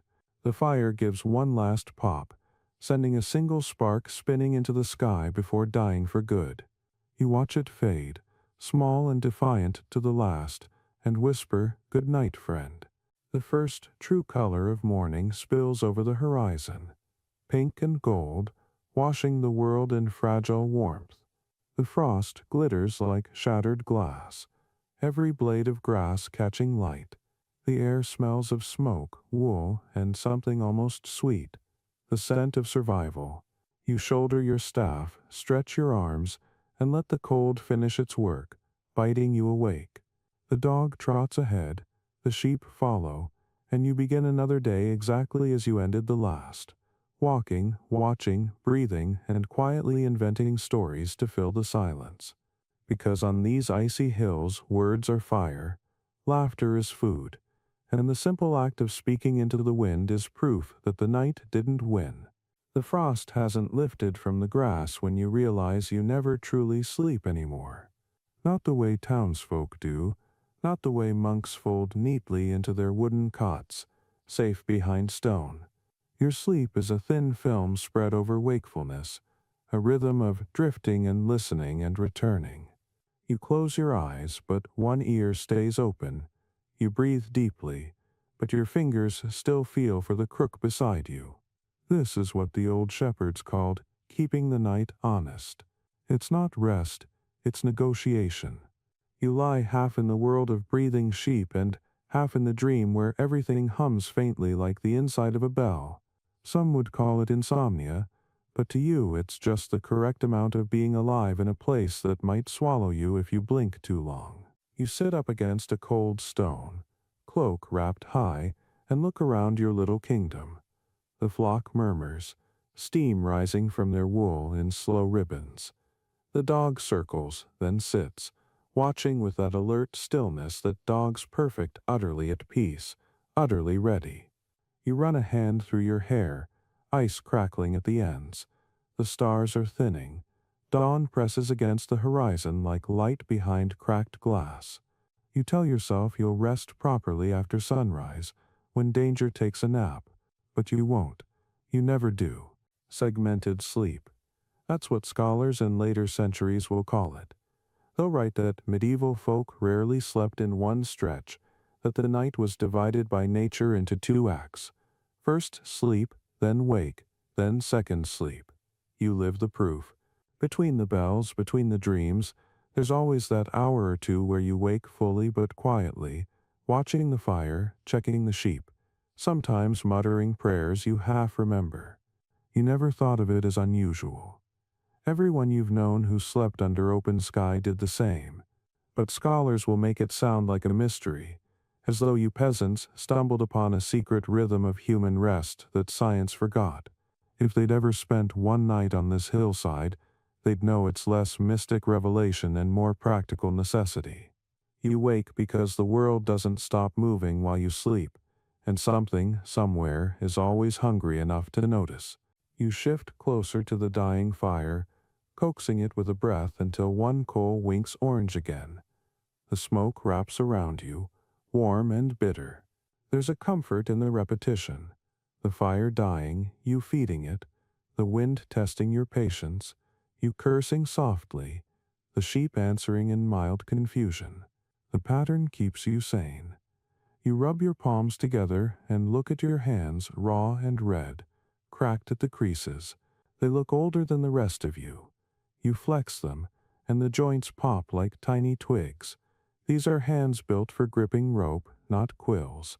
You sometimes think of the scribes down in the abbey, how their fingers must ache from scratching words into parchment. But at least their ink doesn't freeze mid-stroke. The dog sits beside you now, and you scratch his chin absent-mindedly. You sleep better than me, you murmur. He responds with a slow blink that seems to say, "Of course I do, I'm not cursed with thought." You smile. Thought is the shepherd's greatest burden. Enough of it to plan, too much of it to rest. You've spent nights unraveling worries until the horizon came up gray. Each idea a thread you could neither cut nor tie. Some nights you think about wolves, others about taxes, sometimes about the woman you once promised to marry before her father decided a shepherd's life wasn't fit for her dowry. She's probably somewhere in the village now, wrapped in blankets, dreaming of better fires. You don't blame her. You barely remember the sound of your own laughter back then. Out here the world teaches silence as a skill. You start humming a habit as automatic as breathing. A low note, one you can hold without effort. The kind that fills the air enough to keep your pulse steady. The melody comes from nowhere, maybe from the earth itself, maybe from memory. Music keeps the dark honest too. You remember an old friar once told you that singing was a prayer, that forgot it was a prayer. That sounded clever at the time. Out here it feels true. Every note you hum is a way of saying, I'm still here. I still remember warmth. I still claim this cold as mine. The sheep shift again. A few rise, stretch, and settle back down. The sound is soft but sharp enough to bring you to full awareness. You scan the slope instinctively, eyes sweeping across the gray line where land meets sky. The moonlight catches something, movement, but it's only a fox slinking between rocks. The dog stiffens but doesn't bark. He knows foxes aren't worth the energy. You nod at him and he relaxes, curling into a tighter ball. Balance restored. You close your eyes again, letting that half-sleep return. But before you sink all the way, you realize how thin the veil between waking and dreaming has become. You drift. The fire turns to rhythm, the wind to breathing, the stars to candles burning behind your eyelids. You dream again, but this one feels anchored to reality. A continuation rather than escape. You're walking along a ridge, same as now, but the air is heavy with spring. The grass hums green beneath your boots, and the sheep move like clouds around your knees. You hear bells, not the cold iron of monasteries, but soft wooden ones tied to the flock, ringing with life. Every step sounds alive. You're young again, though not by much, strong enough to feel the world as something welcoming. Then the dream folds back. The bells deepen, and you're awake again, exactly where you started, as though no time passed. That's how it always is. You travel miles in your mind and wake an inch from where you began. You stretch your legs, testing for numbness, and breathe in the morning air. The sun is still shy, hidden behind the rim of the hill, but the light is turning silver rather than black. You can feel the temperature shifting, not much, but enough to loosen the stiffness in your knees. You stand, groaning softly, and stamp your feet to wake the blood. The sound startles a few sheep. They glance up, ears flicking, then return to chewing frost. You can't help smiling. Don't worry, you tell them. If I wanted drama, I'd live in a castle. The dog trots beside you as you walk the perimeter of the flock, checking for strays. The world is quiet except for the occasional creak of ice under your boots. This is your second life, the one that happens when others are asleep.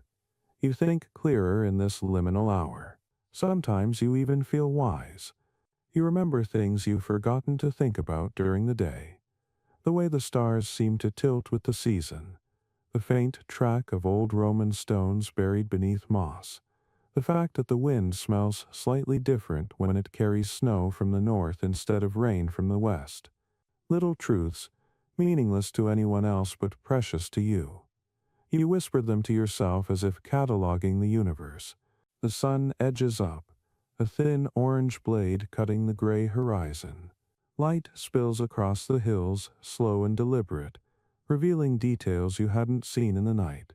Frost webs clinging to the grass, the delicate hoof prints from the flock, the curl of your own breath lingering in air that finally softens. The color of the world shifts from death to patience. You tilt your face toward the warmth, close your eyes, and for the first time in hours you let go completely. Not into deep sleep, those days are gone, but into that sweet middle space where consciousness flickers like a candle in the draught, still burning, not fighting. You think of all the others like you spread across this cold country, hundreds, maybe thousands, each curled against a hill, each half awake, half dreaming, guarding lives that depend on their endurance. You'll never meet them, but the thought connects you. It's an invisible fellowship, older than any order of knights or monks, shepherds, soldiers of silence. You can almost hear them breathing, spread out over miles of frozen fields, sharing the same rhythm of vigilance. You wonder if they too dream between bells, if they too hum nonsense to keep their minds tethered. Probably. Some things are too universal to be invention. When the sun finally breaks free of the horizon, your eyes sting from its glare. You blink, and everything sharpens.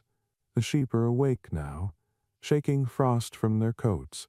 The dog barks once, the day's first note, and the flock begins to move slowly toward the gentler slope. You follow, dragging your stiff legs, your cloak catching light like dull gold.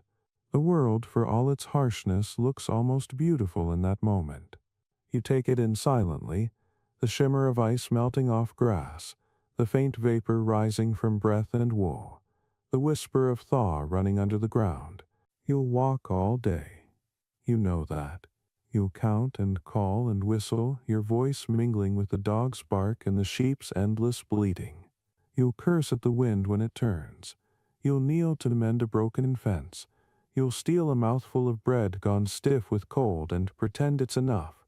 And tonight, when the sun bleeds away again and the frost returns, you'll find this same hollow in the hill, build this same reluctant fire, wrap yourself in this same cloak and stay half awake once more. Because this life isn't something you sleep through, it's something you hover inside, like a flame inside glass, flickering but unextinguished. The art of staying half awake isn't a skill you learn. It's one the world forces into you until you can no longer tell where awareness ends. You live in it, breathe in it, carry it from one winter to the next. You tell yourself it's vigilance, discipline, wisdom, but deep down you know what it really is, survival disguised as meditation. You've found the rhythm between exhaustion and grace. You've learned that rest doesn't have to mean surrender, and that sometimes the act of simply staying half awake through the longest night is the purest form of faith.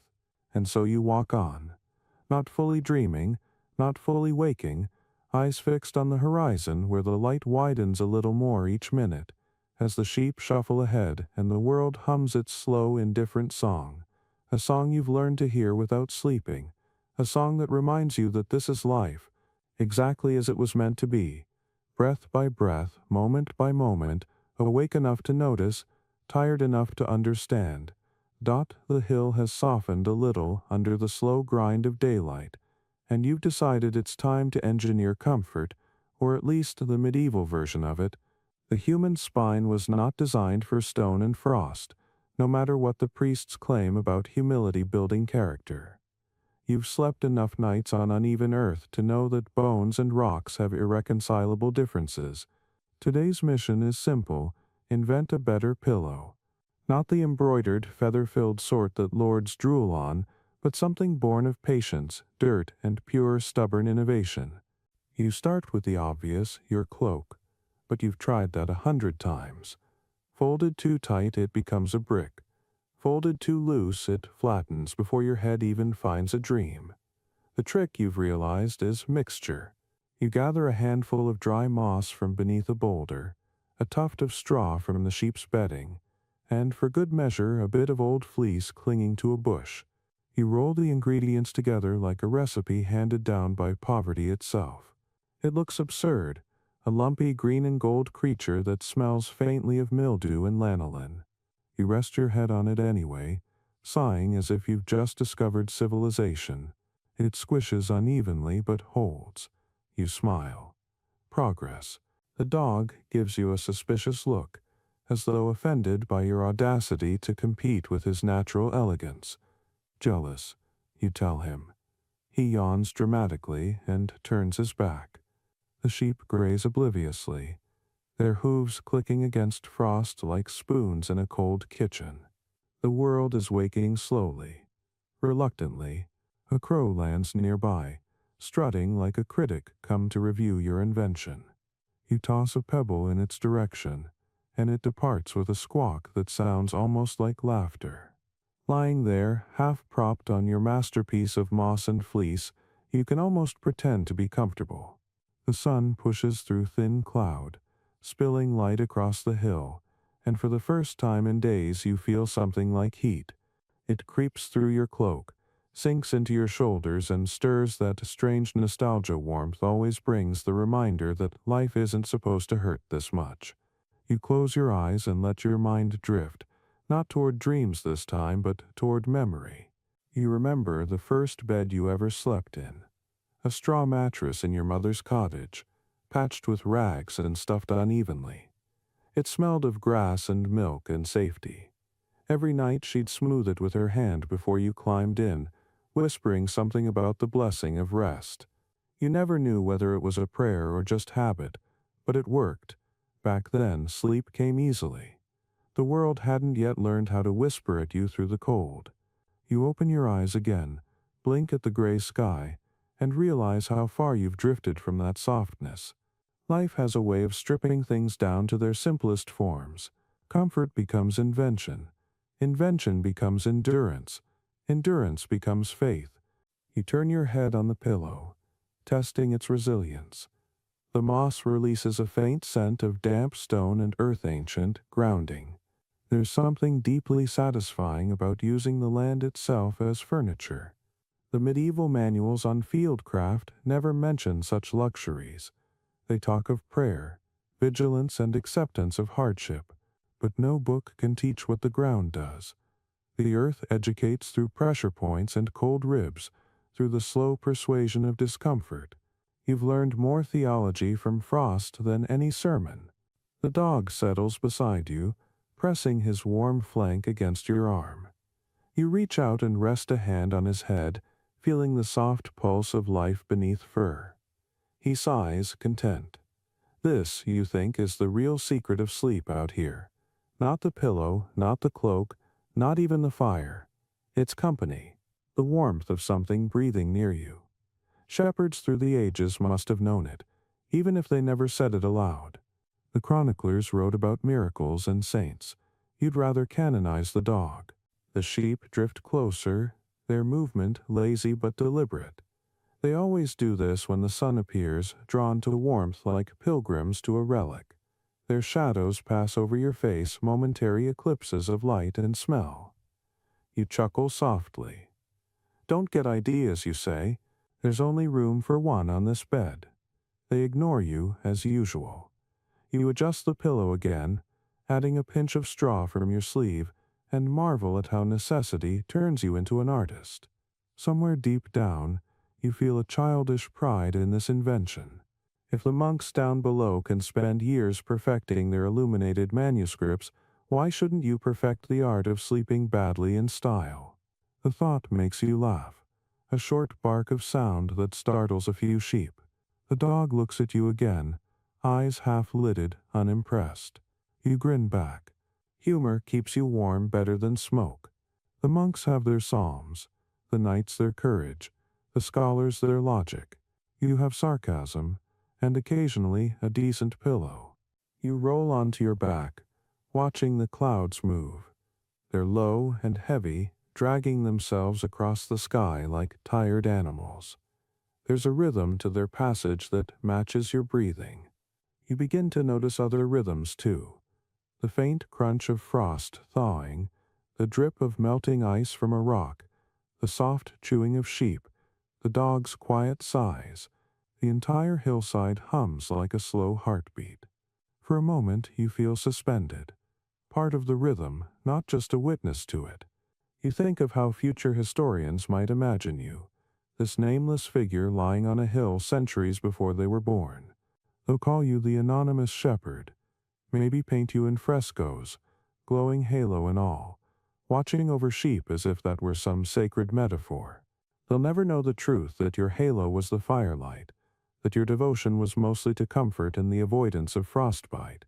You smile at the absurdity and close your eyes again. The wind picks up, soft but persistent, brushing your hair against your face. You pull the cloak tighter, tucking it under your chin, and shift slightly to test the pillow again. It's holding up admirably, though a few pine needles have found their way to your neck. You don't care. There's a strange dignity in making do, in finding small victories against a world designed to humble you. You breathe deeply, letting the scent of earth and smoke fill you until it feels like part of your bloodstream. The dog twitches in his sleep, paws jerking as if chasing something invisible. You smile and reach over to calm him, whispering nonsense words that mean nothing but sound soothing. Easy, boy, easy now. Nothing here but frost and fools. His body relaxes. You rest your hand on his side, feeling the steady rise and fall. That rhythm again, the heartbeat of companionship, the music of surviving another night. When you wake next, the sun is higher, the light pale and clean. The flock has wandered a little, spreading like spilled flour across the slope. You sit up slowly, stretching, and look down at your invention. The pillow is crushed but still recognizable. You lift it, shake out the straw, and grin. You did well, you tell it, as if it were a faithful servant. The dog yawns beside you, unimpressed as always. You toss the pillow toward him, and he sniffs it before resting his chin on it. Of course, the dog wins again. You stand, brushing frost from your cloak, and feel the stiffness in your limbs. It's a familiar ache, not pain exactly, just proof of life. You look out over the valley where the monastery bells are ringing again, faint but distinct, echoing off the hills like voices from another world. You wonder if they're ringing for prayers or for breakfast.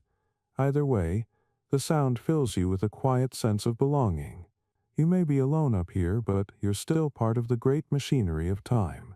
The same sun, the same bells, the same tired souls greeting another day. You walk to the edge of the slope, staff in hand, watching your sheep move slowly through patches of thawing grass.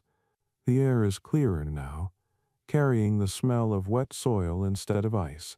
You feel oddly grateful for the sun, for the dog, for the pillow that gave you one good hour of sleep. Gratitude, you think, is the only warmth that doesn't fade when the fire dies. You turn back toward your little camp, gather your things and sling the cloak over your shoulders. Before you go, you take one last look at the spot where you slept. The imprint of your body is still there, a faint hollow in the earth. You know the wind will erase it by evening, the same way it erases footprints, smoke, and breath. Nothing lasts long out here, not even the memory of comfort. But for now, that hollow is proof that you were here, that you rested, however briefly, and dreamed of warmth. You smile at that thought, whisper a quiet farewell to your invention, and start down the hill, the dog trotting at your side, the flock spreading ahead like small clouds chasing the sun. The world opens before you again, vast and indifferent, but you've learned how to meet it with humor, with patience, with a pillow made of moss and stubbornness. Every step feels lighter, every breath a small victory. And though no one will ever write your name, though the monks will never ring their bells for a shepherd on a lonely hill, the earth remembers you in its own way, with the shape of your rest, the warmth you borrowed, and the silent rhythm you leave behind in the grass. It begins with a silence so deep that your ears start inventing noise to fill it, the kind of hush that means snow is coming. You've learned to feel it long before it falls, a drop in pressure, a taste of metal on the tongue, the air turning as thick as wool. The sheep grow restless first, stamping their hooves, shaking frost from their backs. Even the dog lifts his head, sniffing the wind as if reading a message written in cold. You look up and see it, faint at first, a thin veil of white drifting down, flakes as soft as dust but endless in number. They melt on your face, disappear, return, melt again. The night has come early, and it's full of movement. You scramble to raise the small canvas you call a tent, though calling it that is an insult to architecture. It's really a stretched sheet of linen patched with old wool, more faith than fabric. You anchor the corners with stones, drive your crook into the ground as a center pole, and pray the wind doesn't decide to test your craftsmanship. The dog ducks inside first, uninvited but entirely correct. You follow, pulling the cloak around both of you. The space is cramped and smells of smoke, damp wool, and wet fur. The sheep huddle outside, their bodies forming a barrier against the storm. You can hear them breathing in rhythm, like waves breaking on a shore you'll never see again. At first, the snow is gentle, almost kind. It drifts sideways across the entrance, kisses your boots, and collects quietly in the folds of the cloak. But within an hour it grows bold, the flakes turning fat and heavy, the wind learning its voice again. You hear it rushing down from the high ridge like an army of whispers. The tent sways, bows, straightens, and bows again. Snow slips through the seams, landing on your face, melting instantly, then refreezing on the edge of your nose.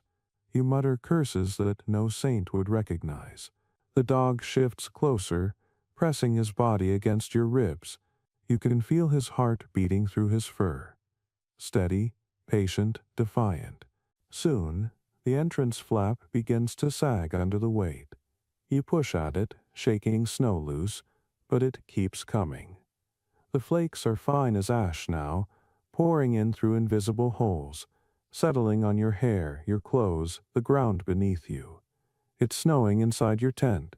You laugh, partly from disbelief, partly from madness. Well, you say aloud, that solves the insulation problem. Your voice sounds muffled, as if the world itself has been padded. Even sound freezes here. The dog groans softly and lays his head on your lap. You stroke his fur and feel snow melt under your fingers. Hours pass, though you've lost the sense of how many. You measure time by the weight of snow piling against your legs. It's strange how quickly the extraordinary becomes normal. You begin to treat the indoor snowfall as another roommate, unwanted but tolerable. You brush it away from your face every few minutes, pack it into tight balls that you toss back toward the entrance, as if returning it to sender. It always comes back. The cold deepens until even thought slows, moving through syrup. You focus on small movements, adjusting the cloak, flexing your toes, breathing in through your nose and out through your mouth so the moisture doesn't freeze your lips. You think of all the words for snow you've heard across languages. Sna, snewen, nix, and wonder if every civilization has cursed it the same way. The fire you tried to build inside is a bad idea. The smoke curls too quickly in the confined space, and the snow dripping from the roof hisses as it falls into the embers. You give up, let it die, and watch the last spark fade like an eye closing. The darkness inside becomes absolute, except for the faint reflection of starlight bouncing off the snow outside. You've never seen light behave like this. It moves, pulses alive and cold. It feels like you're sleeping inside the belly of a cloud. You lie down, pulling the cloak over both you and the dog. The ground beneath is frozen but forgiving. Your pillow of moss, still damp from yesterday's invention, serves again, though now it's more ice than cushion. Sleep doesn't come. Not really. What comes instead is a trance. A half-dream of white shapes and silent voices. You imagine every flake has its own tiny sound, too small for human ears, but together they form a song. You can feel it vibrating through the air, through the fabric, through your bones. It's not threatening, just endless. You think of monks chanting, of bees humming in summer fields, of rivers under ice. You start to hum along, low and steady, and realize too late that your voice trembles not from rhythm but from cold. The dog stirs, nudges your arm, and you stop. You whisper instead, something meaningless, something about spring. The word feels impossible in your mouth.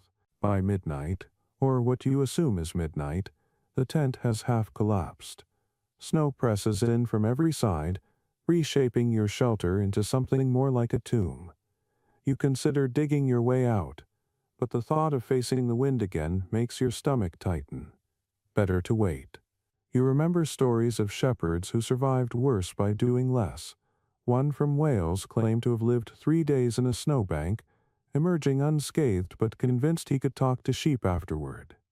You wouldn't mind that talent right now.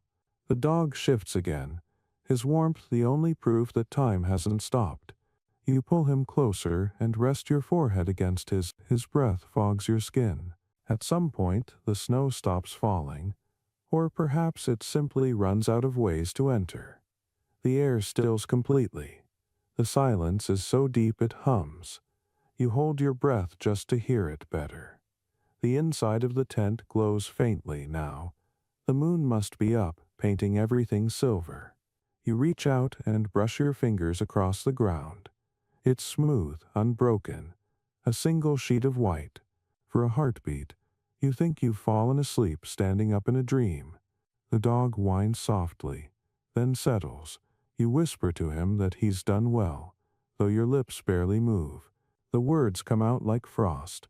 Dawn comes not as light, but as color. The blue-gray world outside begins to blush faintly, a hint of pink spreading across the snow. You push at the entrance, and it gives way with a soft sigh. The outside air rushes in, sharp and new. You crawl out, dragging the cloak behind you, blinking against brightness that hurts. The landscape is transformed. The hill you've slept on has vanished, swallowed by snow. The fence posts are gone, the rocks buried, the sheep mounded in soft white domes that twitch occasionally to prove they're still alive.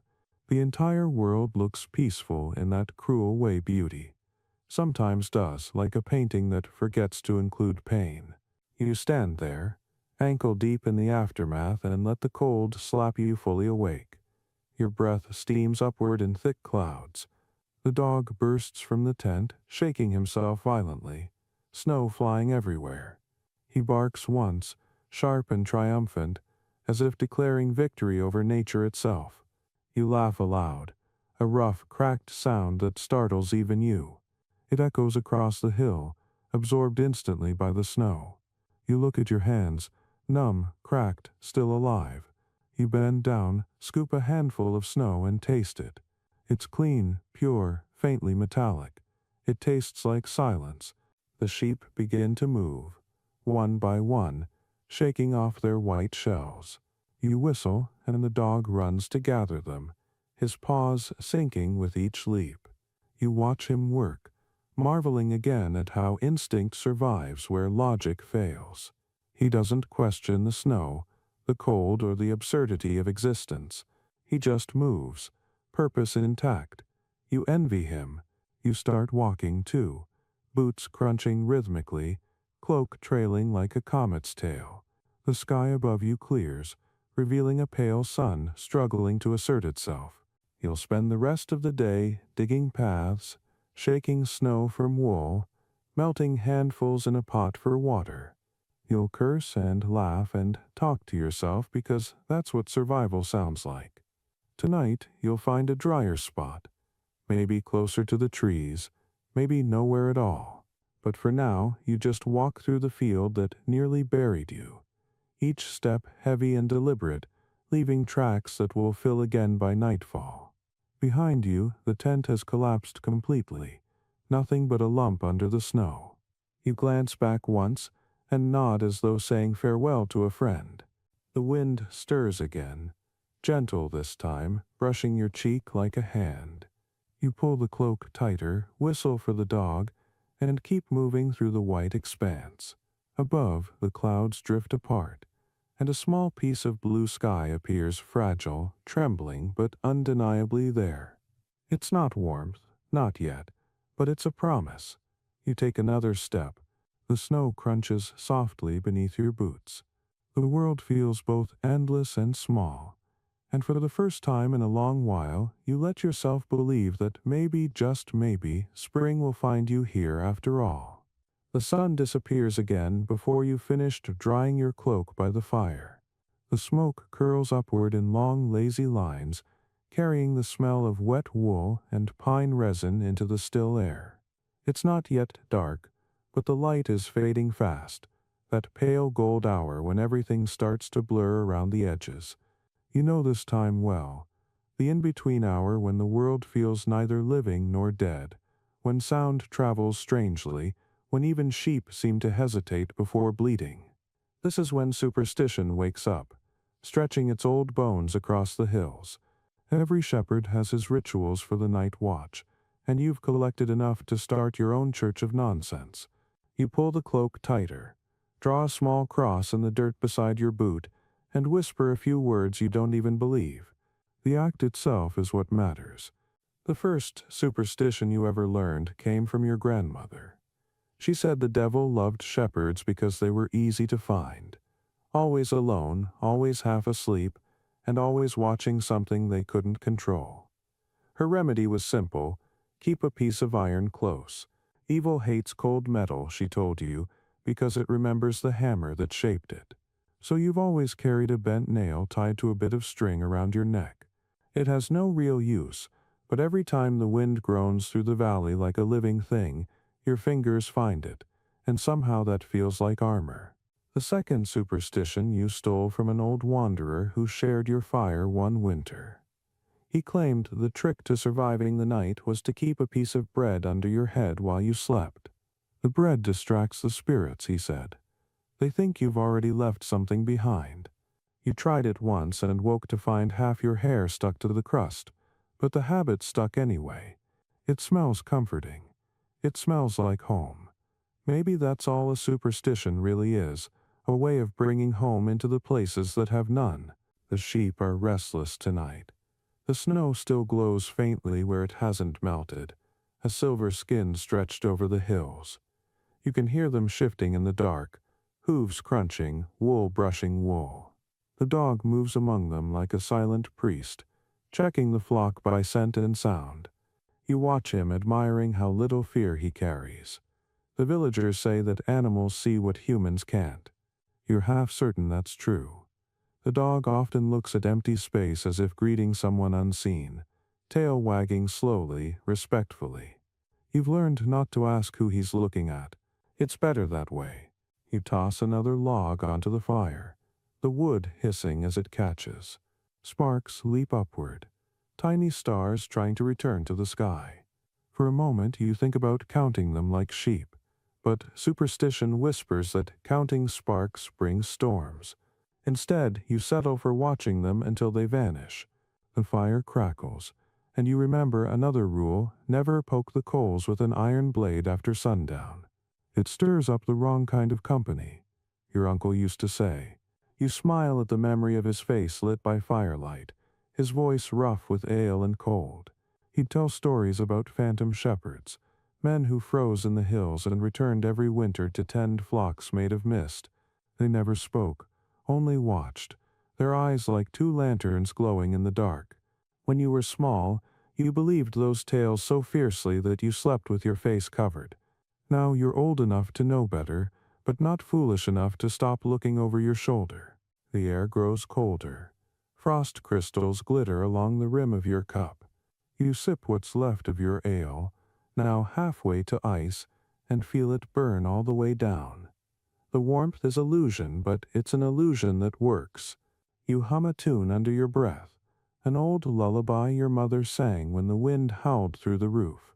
The melody is crooked and slow, the kind of song meant to trick fear into falling asleep. Every shepherd knows at least one. You add your voice to the sound of the wind, and for a few minutes the world feels balanced again. A light flashes on the distant ridge, brief, bright, then gone. You freeze. For a heartbeat you think it's lightning, but the sky is clear. The fire pops behind you and the sound nearly makes you flinch. The dog looks up, ears pricked, eyes locked on the same spot. You whisper his name, softly, a reminder that you're still here, still real. He glances back, tail lowering, waiting for your cue. You tell him to stay, though your voice is quieter than you intended. You stare into the dark for what feels like an hour, watching for movement. Nothing. Only the endless shapes of snow and stone. Still, you know what you saw, or what you think you saw. A lantern, maybe. Someone lost or wandering. Or maybe the kind of light that doesn't belong to anyone. You decide to take it as a good sign. Superstition says a single flicker of light at night means a soul has found its way home. That thought sits well with you. You add another stick to the fire, just in case the soul is still traveling. The flames jump higher, painting the inside of your cloak gold. The dog exhales and lies back down, satisfied that whatever it was doesn't matter anymore. You envy him again. You reach into your satchel for the pouch of salt you always carry. Salt is protection. Everyone knows that. You sprinkle a pinch into the fire, watching it spark and hiss, the tiny white grains vanishing into heat. The old women in the village used to say the noise it makes is the devil screaming. You prefer to think it's the sound of bad luck burning away. Either way, it helps. You do it every night, whether you're afraid or not. Rituals lose meaning if you only use them when you're scared. The point is the doing, not the believing. The wind shifts. It comes from the north now, sharper, smelling of iron and pine. Somewhere below, the stream has frozen solid, the sound of water replaced by the occasional crack of ice expanding. You think of how monks write about divine stillness, about the holiness of silence. You want to tell them that stillness isn't peaceful. It's loud in its own way. It has weight. It presses against your skin until you start to hear things that aren't there. Footsteps behind you, whispers in the grass, breathing that doesn't match your own. That's why you hum, why you talk, why you keep the fire alive. The sound is proof that the world hasn't ended yet. The fire burns steady now, the flames licking at the cold air. You warm your hands over it and look into the center, where the color shifts from orange to white, to something you can't name. Fire, you've come to believe, is both God and devil. It gives life but demands attention like a jealous deity. You stare too long and you start to see shapes in it, faces, wings, roads leading upward. You blink and they're gone, but the afterimage clings behind your eyelids. The monks would call that blasphemy. You call it warmth. The sheep settle again. The dog snores softly, a rhythmic growl that syncs with the crackle of the fire. You lean back, cloak wrapped tight, and think about the stories you've heard over the years, the omens and charms, the curses and promises whispered from one frozen hill to another. There was the tale of the shepherd who swore he'd met death in person, sitting on a rock and mending a broken scythe. Death, he said, was polite, even lent him fire for his pipe. They talked until dawn, and when the sun came up, the shepherd realized he'd been alone the whole time. You like that story. It feels honest. If death ever does come for you, you hope he brings tobacco. The moon climbs higher, fat and bright, turning the snow into a sea of glass. You can see every detail of the hill now, every blade of frost, every rock that might be a sleeping sheep. The world looks clean, too clean, like it's been scrubbed of mistakes. You know better. Beneath that glittering perfection lies mud, rot, and the memory of 1,000 winters.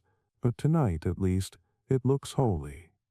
You reach into your pouch again, pull out the last of the salt, and scatter it in a wide circle around your camp. The flakes sparkle in the moonlight like ground-up stars. It's ridiculous, maybe, but it feels right. You sit by the fire until your eyes grow heavy, the warmth seeping into your bones. Before you drift off, you whisper one last charm, the one every shepherd knows but never says aloud unless he's alone. Keep the flock, keep the fire, keep the breath. The words have no owner, they belong to the hills. The dog lifts his head at the sound, then rests it back down, his tail thumping once. You lie on your side, facing the fire, watching it fold in on itself. The flames shrink, become embers, become light without heat. In the final minutes before sleep, you listen for the noises that mean the world is still turning. The sheep breathing, the dog dreaming, the faint hum of frost forming again. You hear them all, and that's enough. The salt glimmers faintly on the ground. The iron nail at your neck stays cold, and the darkness outside the firelight remains where it belongs. Whatever walks beyond it can have the rest of the night. This small circle of light, this fragile warmth is yours. And in that narrow space between faith and superstition, you finally close your eyes, not believing, not doubting, simply enduring, the way shepherds always have when the hills are watching. You wake before the sun. You always do. The body remembers suffering the way trees remember winter, silently, without effort. The frost has returned to claim what the night left unfinished, and your first breath feels like swallowing glass. The air is thin and bright, a color you can taste. Metal, ash, the ghost of smoke from your own dying fire. For a moment you stay still, testing whether every part of you still answers when called. Fingers stiff but alive, toes half asleep, one perhaps protesting the concept of blood flow. You flex them anyway. The sound they make is dry, like cracking old parchment. The dog is already awake, sitting in that perfect canine poise that says, "I told you this would happen." You smile through chattering teeth. The fire is gone. Not dead, gone. No ember, no smoke. Only the faint smell of what used to be warmth. You scratch the ground where it was, and your nail lifts a skin of ice. Beneath it lies a hollow circle of blackened earth, proof that at least once in the last 12 hours you knew what heat felt like. You find yourself laughing, quietly, every morning after frostbite begins this way, not with panic or pain but with disbelief. How are you still here? Why did the world decide to spare you again? You sit up slowly, wrapping the cloak tighter, and pull your hands close to your mouth. Your breath fogs the air, a weak imitation of fire. You blow into your palms until sensation creeps back, prickling like nettles. The dog edges closer, nudging your elbow with his nose. His breath is warm against your wrist, warmer than your own. "All right," you whisper, voice hoarse. "We're not dead. Let's call that a success." He wags his tail once, solemnly, and that's the closest thing to applause you'll get this morning. The sheep are already moving. They don't wait for light, they follow hunger, and hunger has no schedule. You watch them drift like pale ghosts through the fog, hooves crunching, wool glittering with frost. Their indifference is almost holy. You envy them, their lack of memory, their untroubled obedience to weather and instinct. They do not remember the cold from yesterday, they simply live in this one. You push yourself up, feeling the ache of half-frozen joints grind back into function. The first step hurts, the second hurts less. By the fifth, you've become machinery again. You find a patch of snow that hasn't hardened into ice, scoop it up and melt it in your mouth. The shock of it wakes something deep inside you. There's a sharpness to cold water that's more honest than any drink. The monks below would call it purity. You call it survival. You chew another mouthful, tilt your head back and let the sky fill your vision. It's pale blue now, nearly white. The kind of color that makes you squint even when the sun's not up. Somewhere to the east, a thin blade of light begins to cut the clouds open. When the sun finally appears, it's small and slow, as if unsure it wants the job. The light spreads across the hills like spilled milk, thin but persistent. It doesn't warm you. Not yet, but it paints everything in faint gold. Your cloak, the sheep, even the dog's fur catching small fires of color. You watch the frost melt from their backs in tiny curls of steam. It's the closest thing to beauty you've seen in days. You breathe it in, tasting iron and life. The dog barks once, breaking the spell.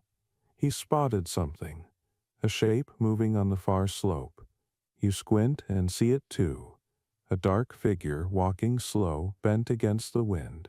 For a moment your mind runs through every story you've ever heard about wanderers and ghosts and hermits who live between one winter and the next.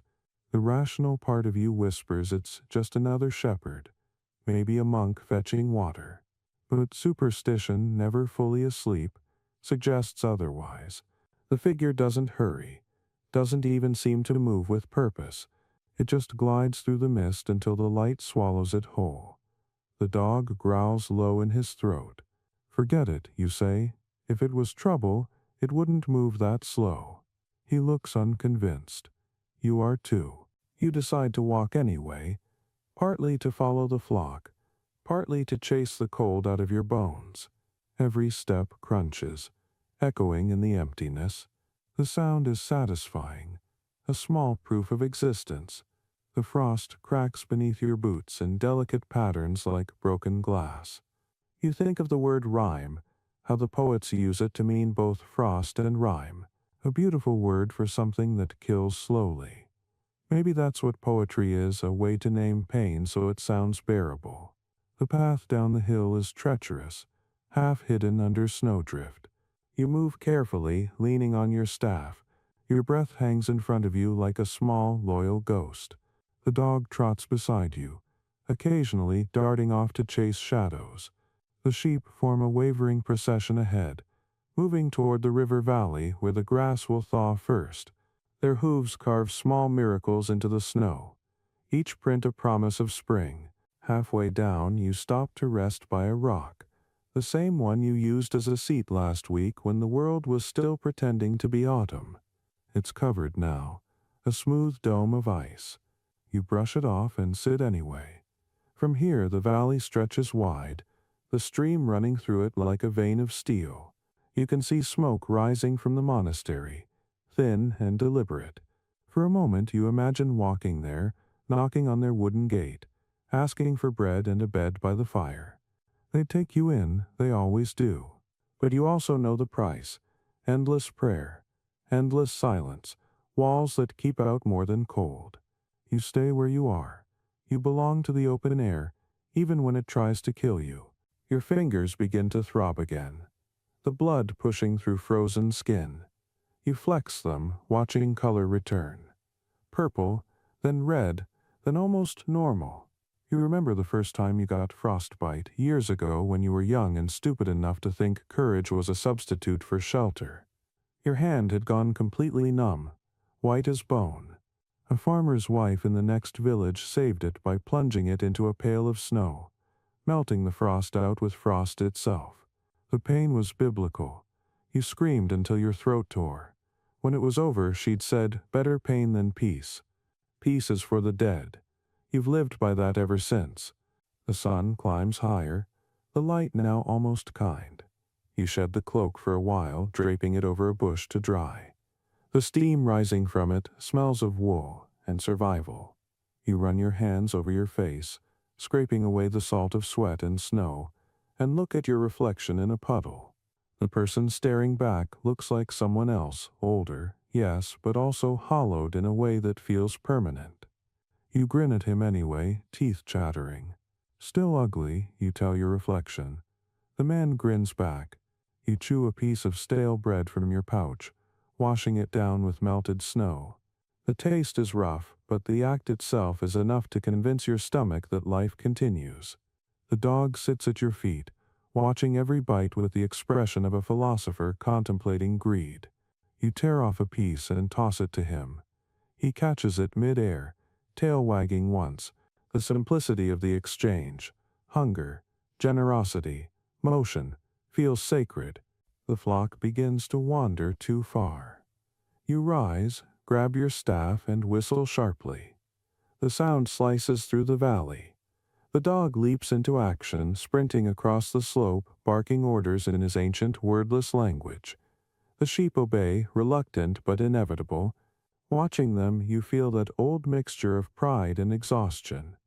You've spent your life guiding creatures that will never thank you, never even understand you. Maybe that's what keeps you doing it, the quiet power of invisible service.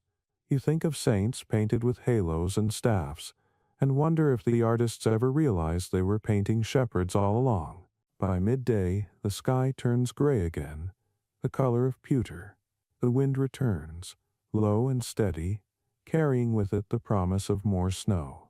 You gather the flock near a stand of bare trees where the ground is less steep. The dog circles them, settling into his watch. You kneel to fix a loose strap on your boot, and notice that your fingers no longer shake. Warmth, however small, has crept back into your blood. You stand again, stretch, and feel your back crack in 6 places. You laugh out loud, a sound that startles even you. The rest of the day passes in motion, walking, counting, steering, thinking of nothing at all. That's the gift of routine. It silences the mind. By the time the sun begins its slow descent, the sky has turned to copper. The world glows in that strange, almost holy light that makes every object, rock, hoofprint, blade of grass, look deliberate. You gather the flock again, drive them toward the hollow where you'll make camp tonight. The same ritual, the same exhaustion, the same fragile peace.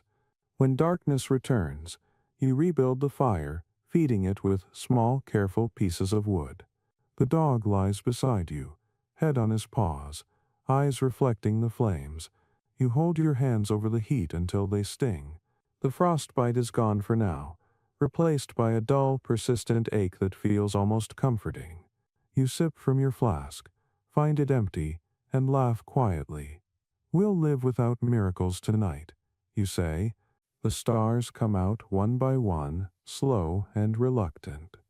The sheep settle into their murmuring rhythm. The fire hums.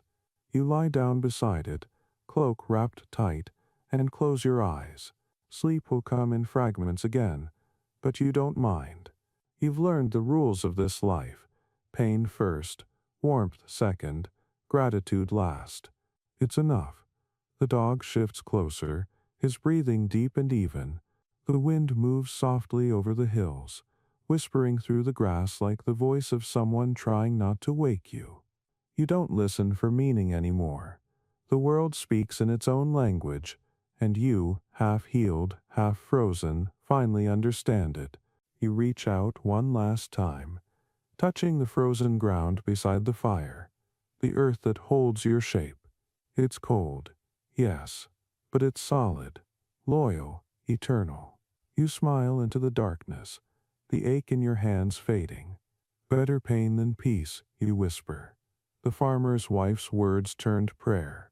Then you let go, not into death, not into sleep, but into that thin silver line between them. The place where shepherds live, where frost bites and releases, where breath becomes proof that the night, for now, has spared you once more. It happened suddenly, the way all quiet disasters do. One morning you wake to find that the world has stopped moving, or at least the part of it that used to whisper under the frost. The river, the one that winds through the valley like a silver thread, is silent. You walk toward it after counting the sheep, curiosity more than concern, and halfway down the slope you realize you can't hear water at all. No trickle, no rush, no mutter against stones, only the sound of your boots crunching against a skin of new ice, and the wind playing its same old tune through the reeds. When you reach the bank, you stare in disbelief. The entire surface is locked solid, smooth as glass, the color of tarnished steel. Even the weeds at the edge are captured mid-bend, green ghosts trapped in motion. You crouch and place a hand against it. The cold bites instantly, sharp as a blade. Beneath your palm you feel nothing. Not movement, not vibration, just the heavy silence of something that used to be alive. For a strange moment, you almost want to apologize. The river has been your companion for months now, the only voice that never lied. It sang you to sleep on warm nights and argued with the wind when storms passed. Now it just lies there, still and perfect and gone. The dog comes up behind you, sniffs the frozen surface, and looks at you as if asking permission. Go on then, you mutter. He steps carefully onto the edge, paws splaying for balance. The ice holds. He walks a few paces, tail raised, then trots across the shallows like a priest crossing holy ground. You half expect to hear cracking, but there's none. The frost has built a cathedral here, seamless and strong. You follow, boots slipping, testing your weight. When you reach the middle, the view changes. You can see straight through to the riverbed below. Stones, roots, the ghosts of last summer's weeds. The world beneath looks close enough to touch, yet unreachable. You crouch again, breath fogging the surface, and whisper. You still there? The question has no answer. By midday, the sun climbs but gives no heat. The light just sits on the ice like decoration. You break a piece off the edge and hold it to the sky. It's clearer than glass, catching the sunlight in long, trembling prisms. For a second, you feel like you're holding the soul of the river itself, something too fragile to belong to you. You toss it back before sentiment makes you foolish. It lands with a clean bell-like sound that echoes down the valley. Even the sheep look up. This frozen silence changes everything. Normally, you fill the day with small noises, the splash of water when you refill your skin, the slurp of the sheep drinking, the occasional bark that bounces off the hills and comes back softer. Now, all that's gone. The world is muffled, padded in ice. Even your own footsteps sound wrong, hollow, as though the ground beneath has turned to wood. You think of the old stories, how spirits walk when rivers freeze, because moving water is what keeps them buried. You decide not to think about that again. Instead, you work. There's always something to fix. A torn rope, a broken fence, a hole in your glove. The motion keeps you warm, and the rhythm keeps fear away. The dog follows your every step, his breath steaming in the air. You talk to him more than usual, just to hear a voice. "What do you reckon?" you ask as you hammer a stake back into frozen earth. "A week of this? 2? He sneezes, which you interpret as a pessimistic answer. I thought so too," you say. It's absurd, but absurdity is a kind of warmth. By afternoon, the sheep gather near the riverbank, confused by the lack of drinkable water. You chip at the edge with a rock, breaking a small hole, and they crowd in, tongues lapping eagerly. The sound of liquid again, small, weak, miraculous. You smile at it like an old friend returned. You keep chipping until the hole widens, until the current below breathes faintly once more. The dog drinks too, then looks up with ice crystals on his whiskers. "Don't tell anyone I did that for you lot," you say. "They'll start thinking I've gone soft." He barks once, the sound bouncing down the valley and shattering the silence for a few glorious seconds. As the day fades, the ice begins to glow faintly in the dim light, reflecting the sunset like molten metal. You sit by the fire you've built on the bank, watching the way the color shifts, gold, rose, violet, then gray again. The surface mirrors everything, but gives nothing back. It reminds you of people you've known. Smooth, cold, impossible to read. You throw a stick onto the fire and listen to it hiss. "You ever think," you say to the dog, "that the world's just a big trick of temperature? Hot enough, everything moves.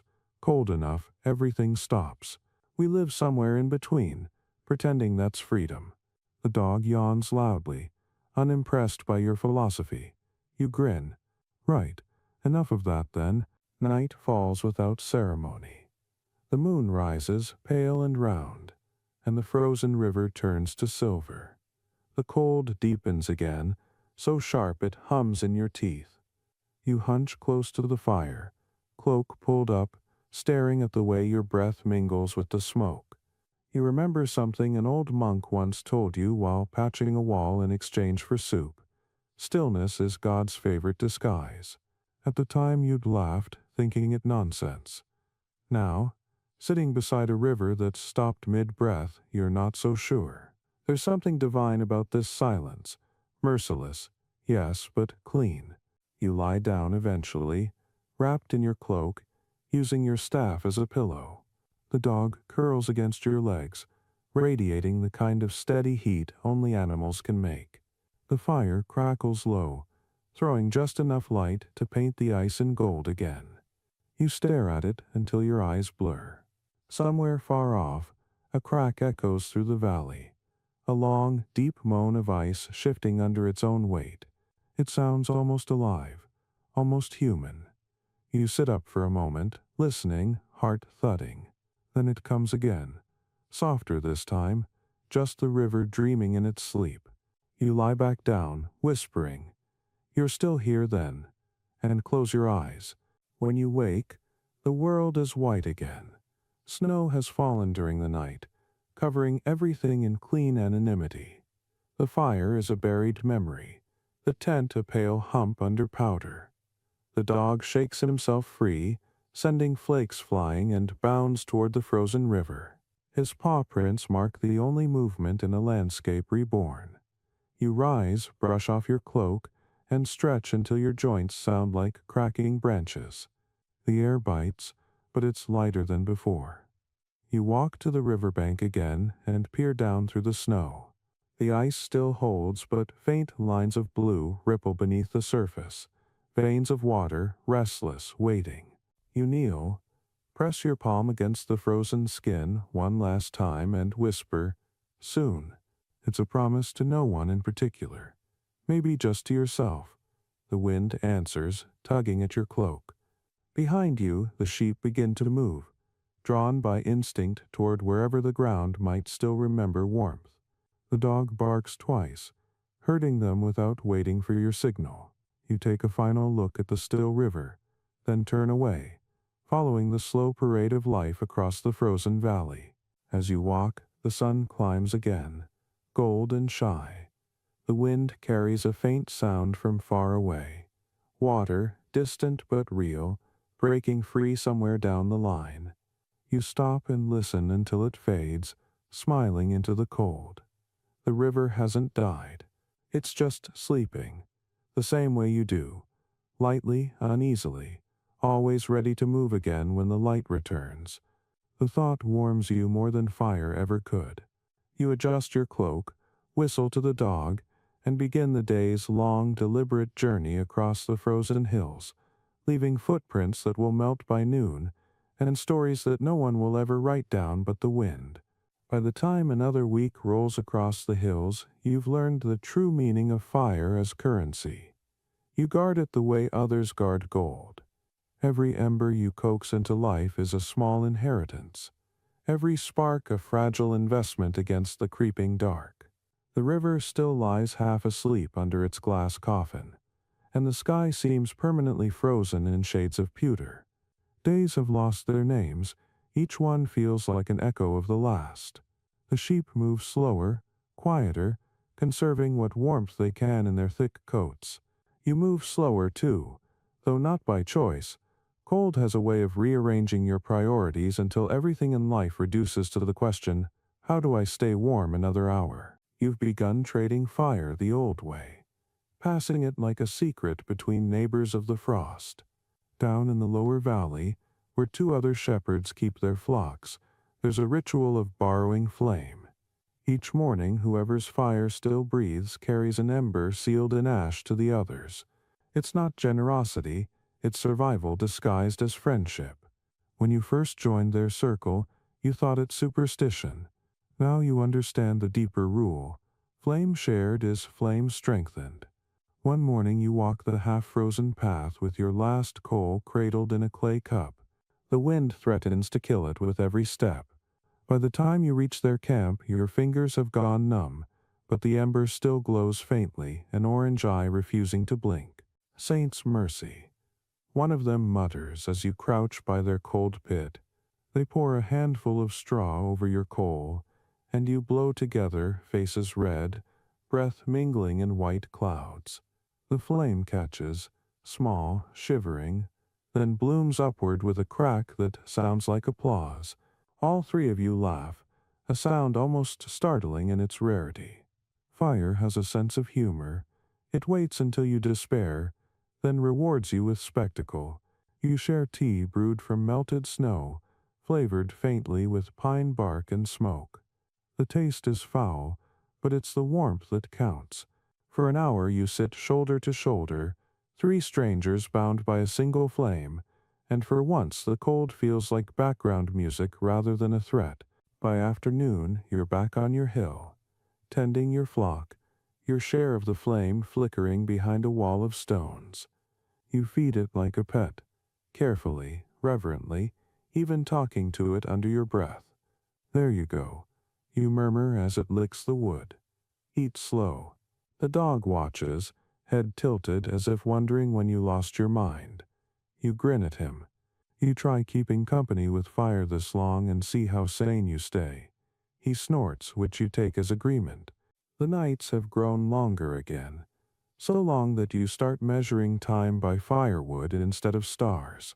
You mark each log with a small cut before feeding it to the flames, counting the hours by the rhythm of burning. The heat never lasts. It leaves you the moment you start to trust it. But the ritual gives meaning to the endless dark.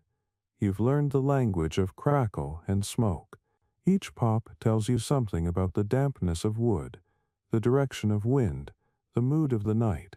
Sometimes the fire sounds like laughter, sometimes like sighing. You begin to think it knows you, the way the dog does. On one particularly brutal night, when even your breath freezes in midair, you see another light far across the valley, a distant flame moving slow but steady. At first you mistake it for a star fallen too low, but then you realize it's a lantern. Someone's out there, walking through the snow, a foolish errand or a desperate one. You stand, watching the tiny glow weave through darkness until it disappears behind a ridge. The dog growls softly. You rest a hand on his head. "Let them pass," you whisper. "If they've got light, they'll find their way." You lie back down, letting the fire's reflection dance across your eyes. For a few seconds you imagine that distant flame is yours, wandering through another world where nights are shorter. When morning comes, the fire is gone again. Nothing but white ash and the faint shape of memory. You rebuild it as always. You've started using sheep dung now. Wood is scarce. It burns slow, steady, with a sweet, acrid smell that sticks to your clothes. The monks say sin has a stench, but you've learned virtue smells worse when you're cold enough. You breathe through it, blow on the kindling until the air fills with the gentle sound of new life. There it is again, borrowed fire, reborn from the stubbornness of your lungs. You think often now about all the things humans learned because of cold, fire, shelter, prayer, all born from this same enemy.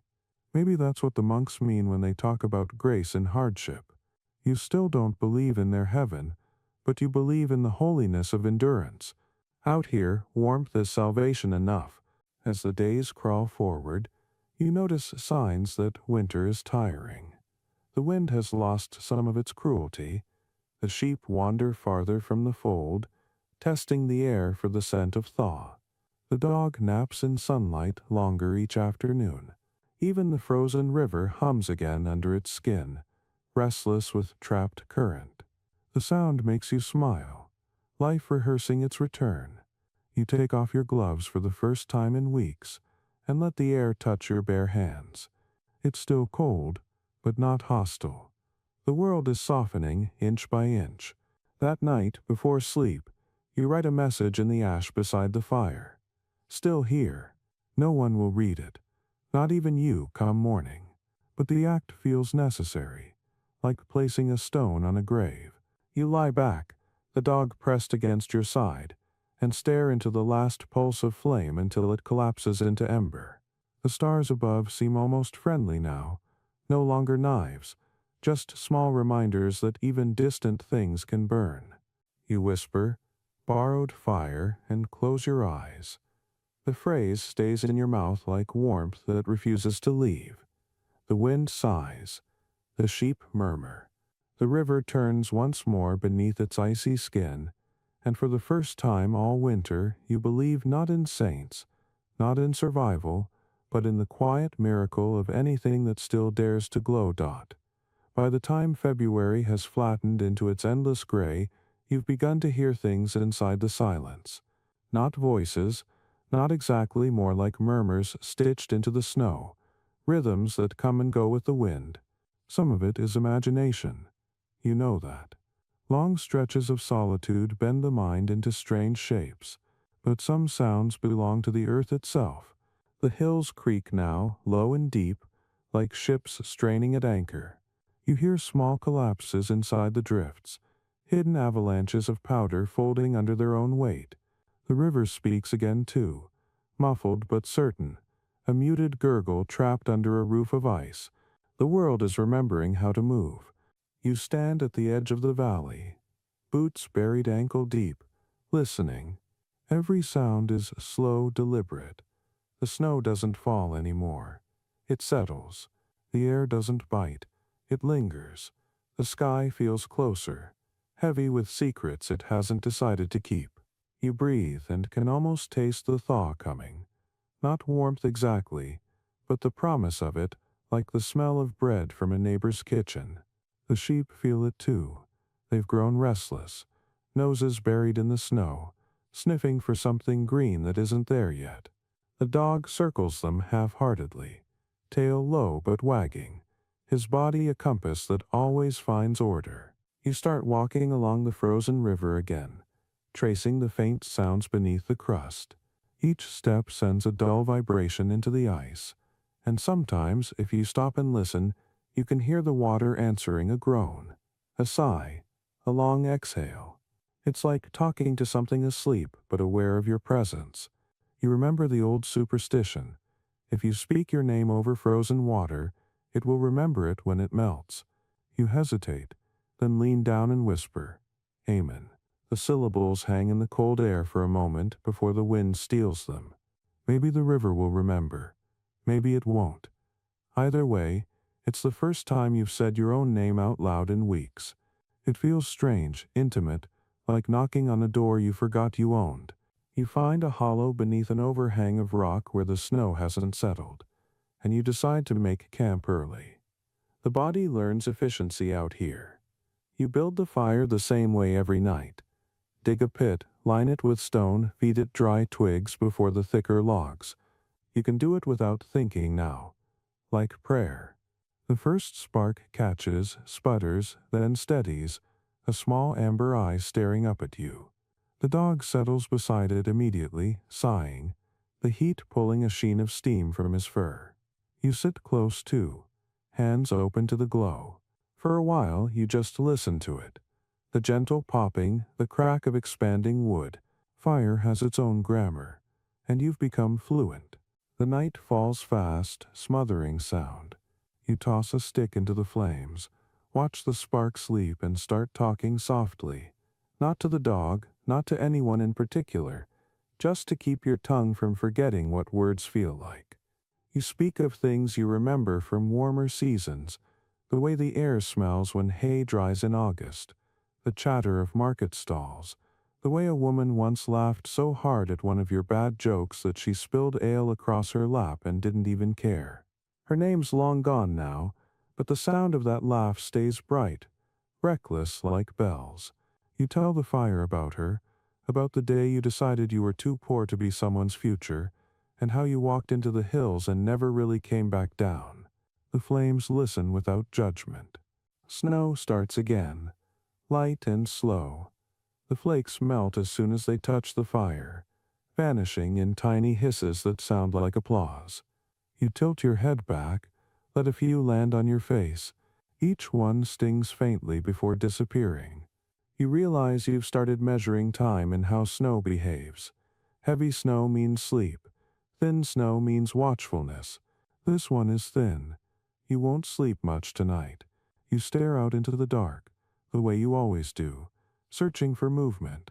There's nothing but the quiet glow of your own fire reflecting off the ice. After a while, the dog begins to dream, his paws twitching in time with some invisible chase. You watch him fondly. Reach out and scratch behind his ears. Catch it, whatever it is, you whisper. He sighs in response. You lie down beside him, resting your head on your folded cloak. The fire's heat brushes your cheek, warm on one side, cold on the other. You close your eyes but don't expect rest. It's enough just to lie still and listen to the crackle of flame, the faint drip of thawing ice, the deep, slow breathing of the earth. Somewhere past midnight, you wake to a different sound, a distant, steady drip. At first you think it's the fire, but then you realize it's coming from beyond the camp.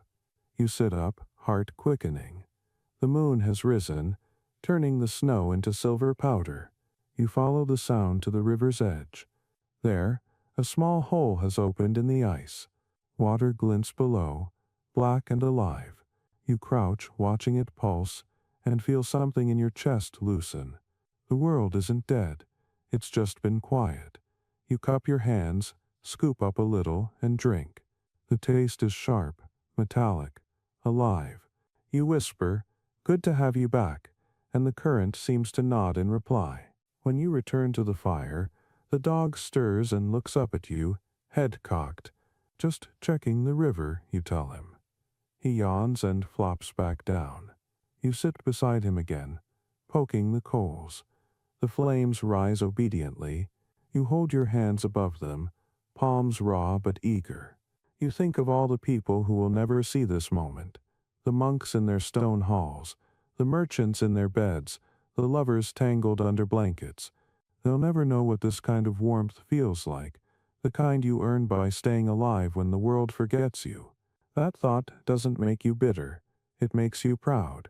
You've become fluent in a language they'll never learn. As dawn creeps across the valley, you notice something miraculous. The sound of dripping everywhere now. Thousands of tiny notes joining into a rhythm. Snow slides from branches. Ice cracks open. The air itself seems to breathe again. The dog wakes, stretches and shakes frost from his fur.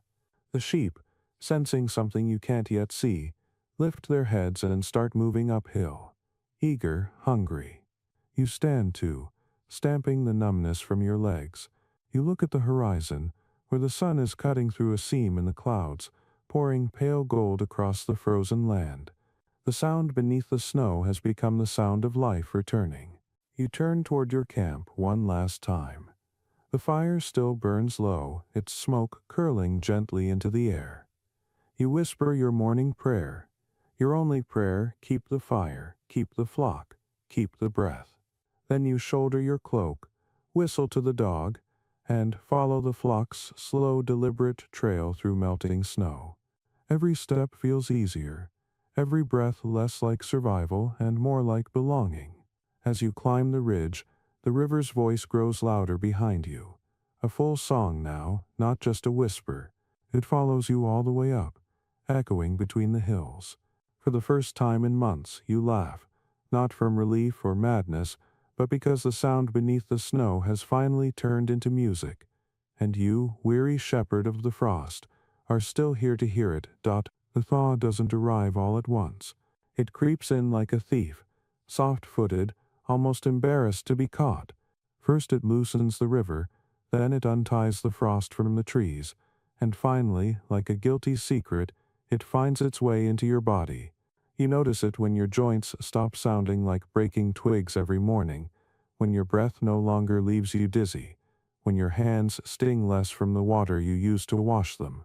It's not warmth yet, not really, more like the memory of warmth returning to a place it once belonged. Still, you greet it like an old friend. The sheep feel it too. They graze farther each day, digging through wet patches of snow to find the early shoots beneath. You watch them from your hilltop seat, the dog sprawled beside you like a lion guarding a kingdom made of mud. The world smells different now. Earth instead of ice, smoke instead of snow. Even the air tastes thicker. You can hear dripping everywhere, an orchestra of melt. At night, when you lie under your patched tent, it's the dripping that lulls you to sleep. Steady, unpredictable, alive. Your body begins to crave work again. Real work, not the careful endurance of winter, but movement, purpose. You mend fences, scrape mud from your boots, repair the leather on your gloves. You even sing a little. Not loudly, not well, but enough to remind the air you have a voice.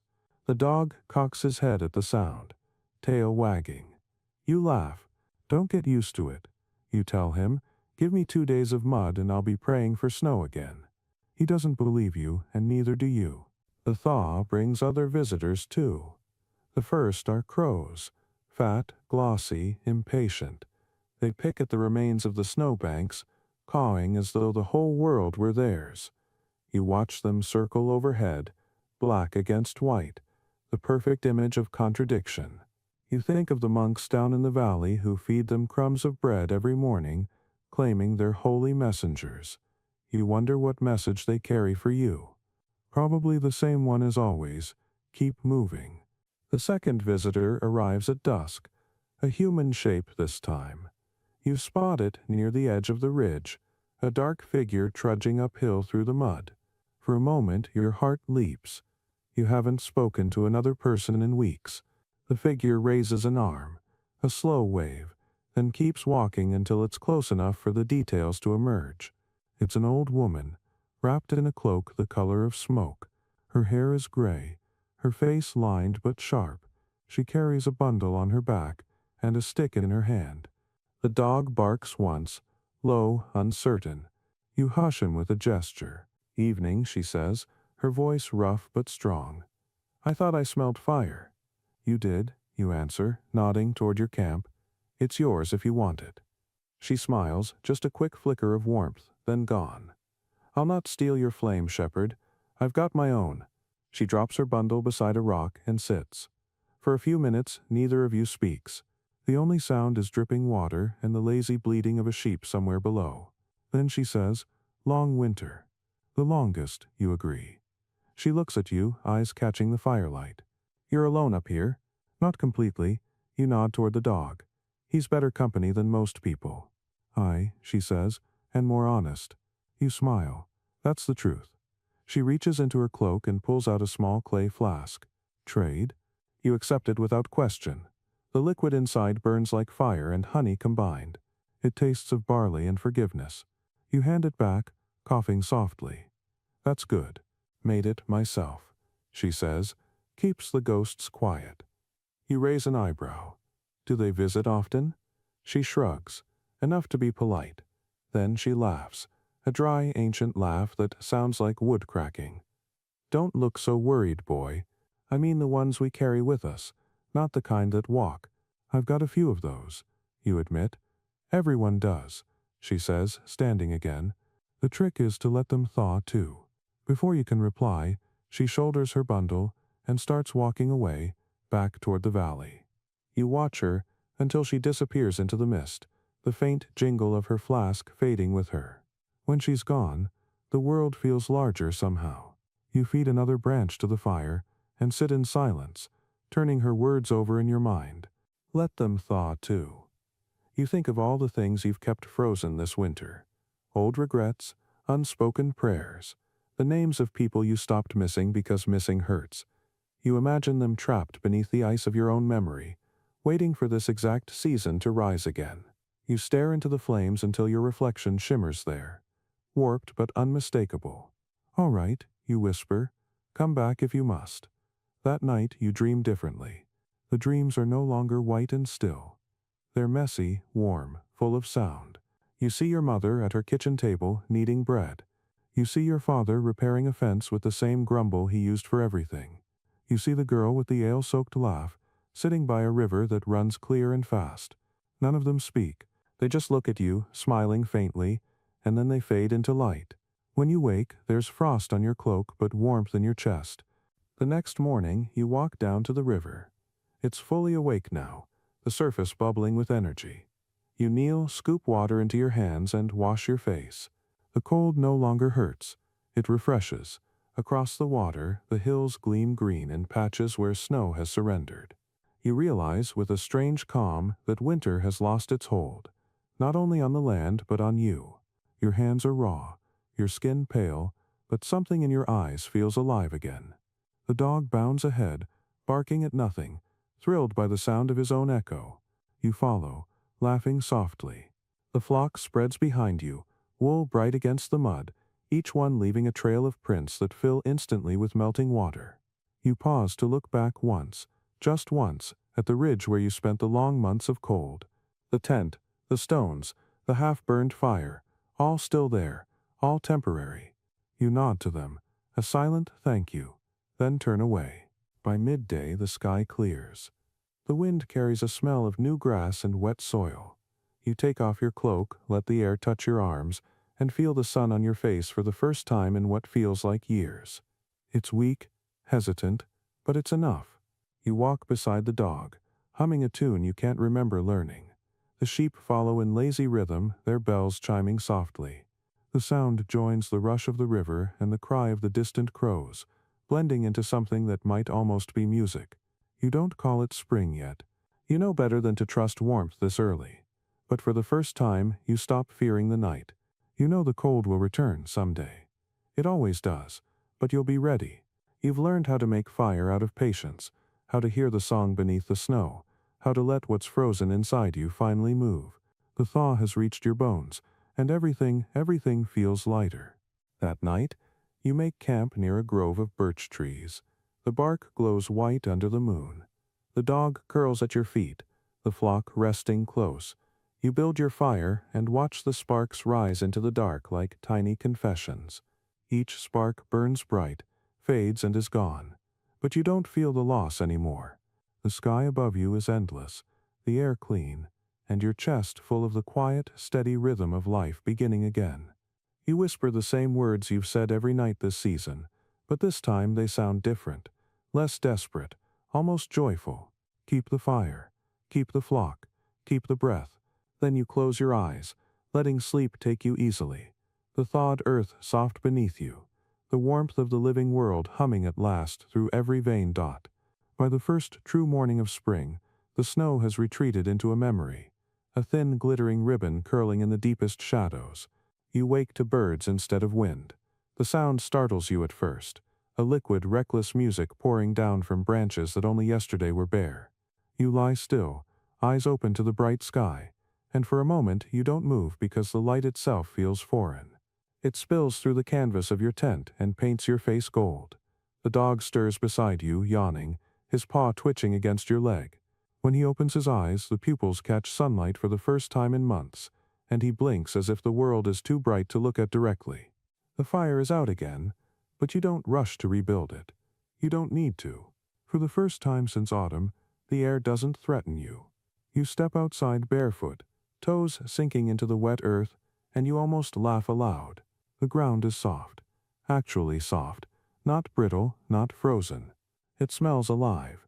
The sheep are already awake, heads down, tearing greedily at the new green.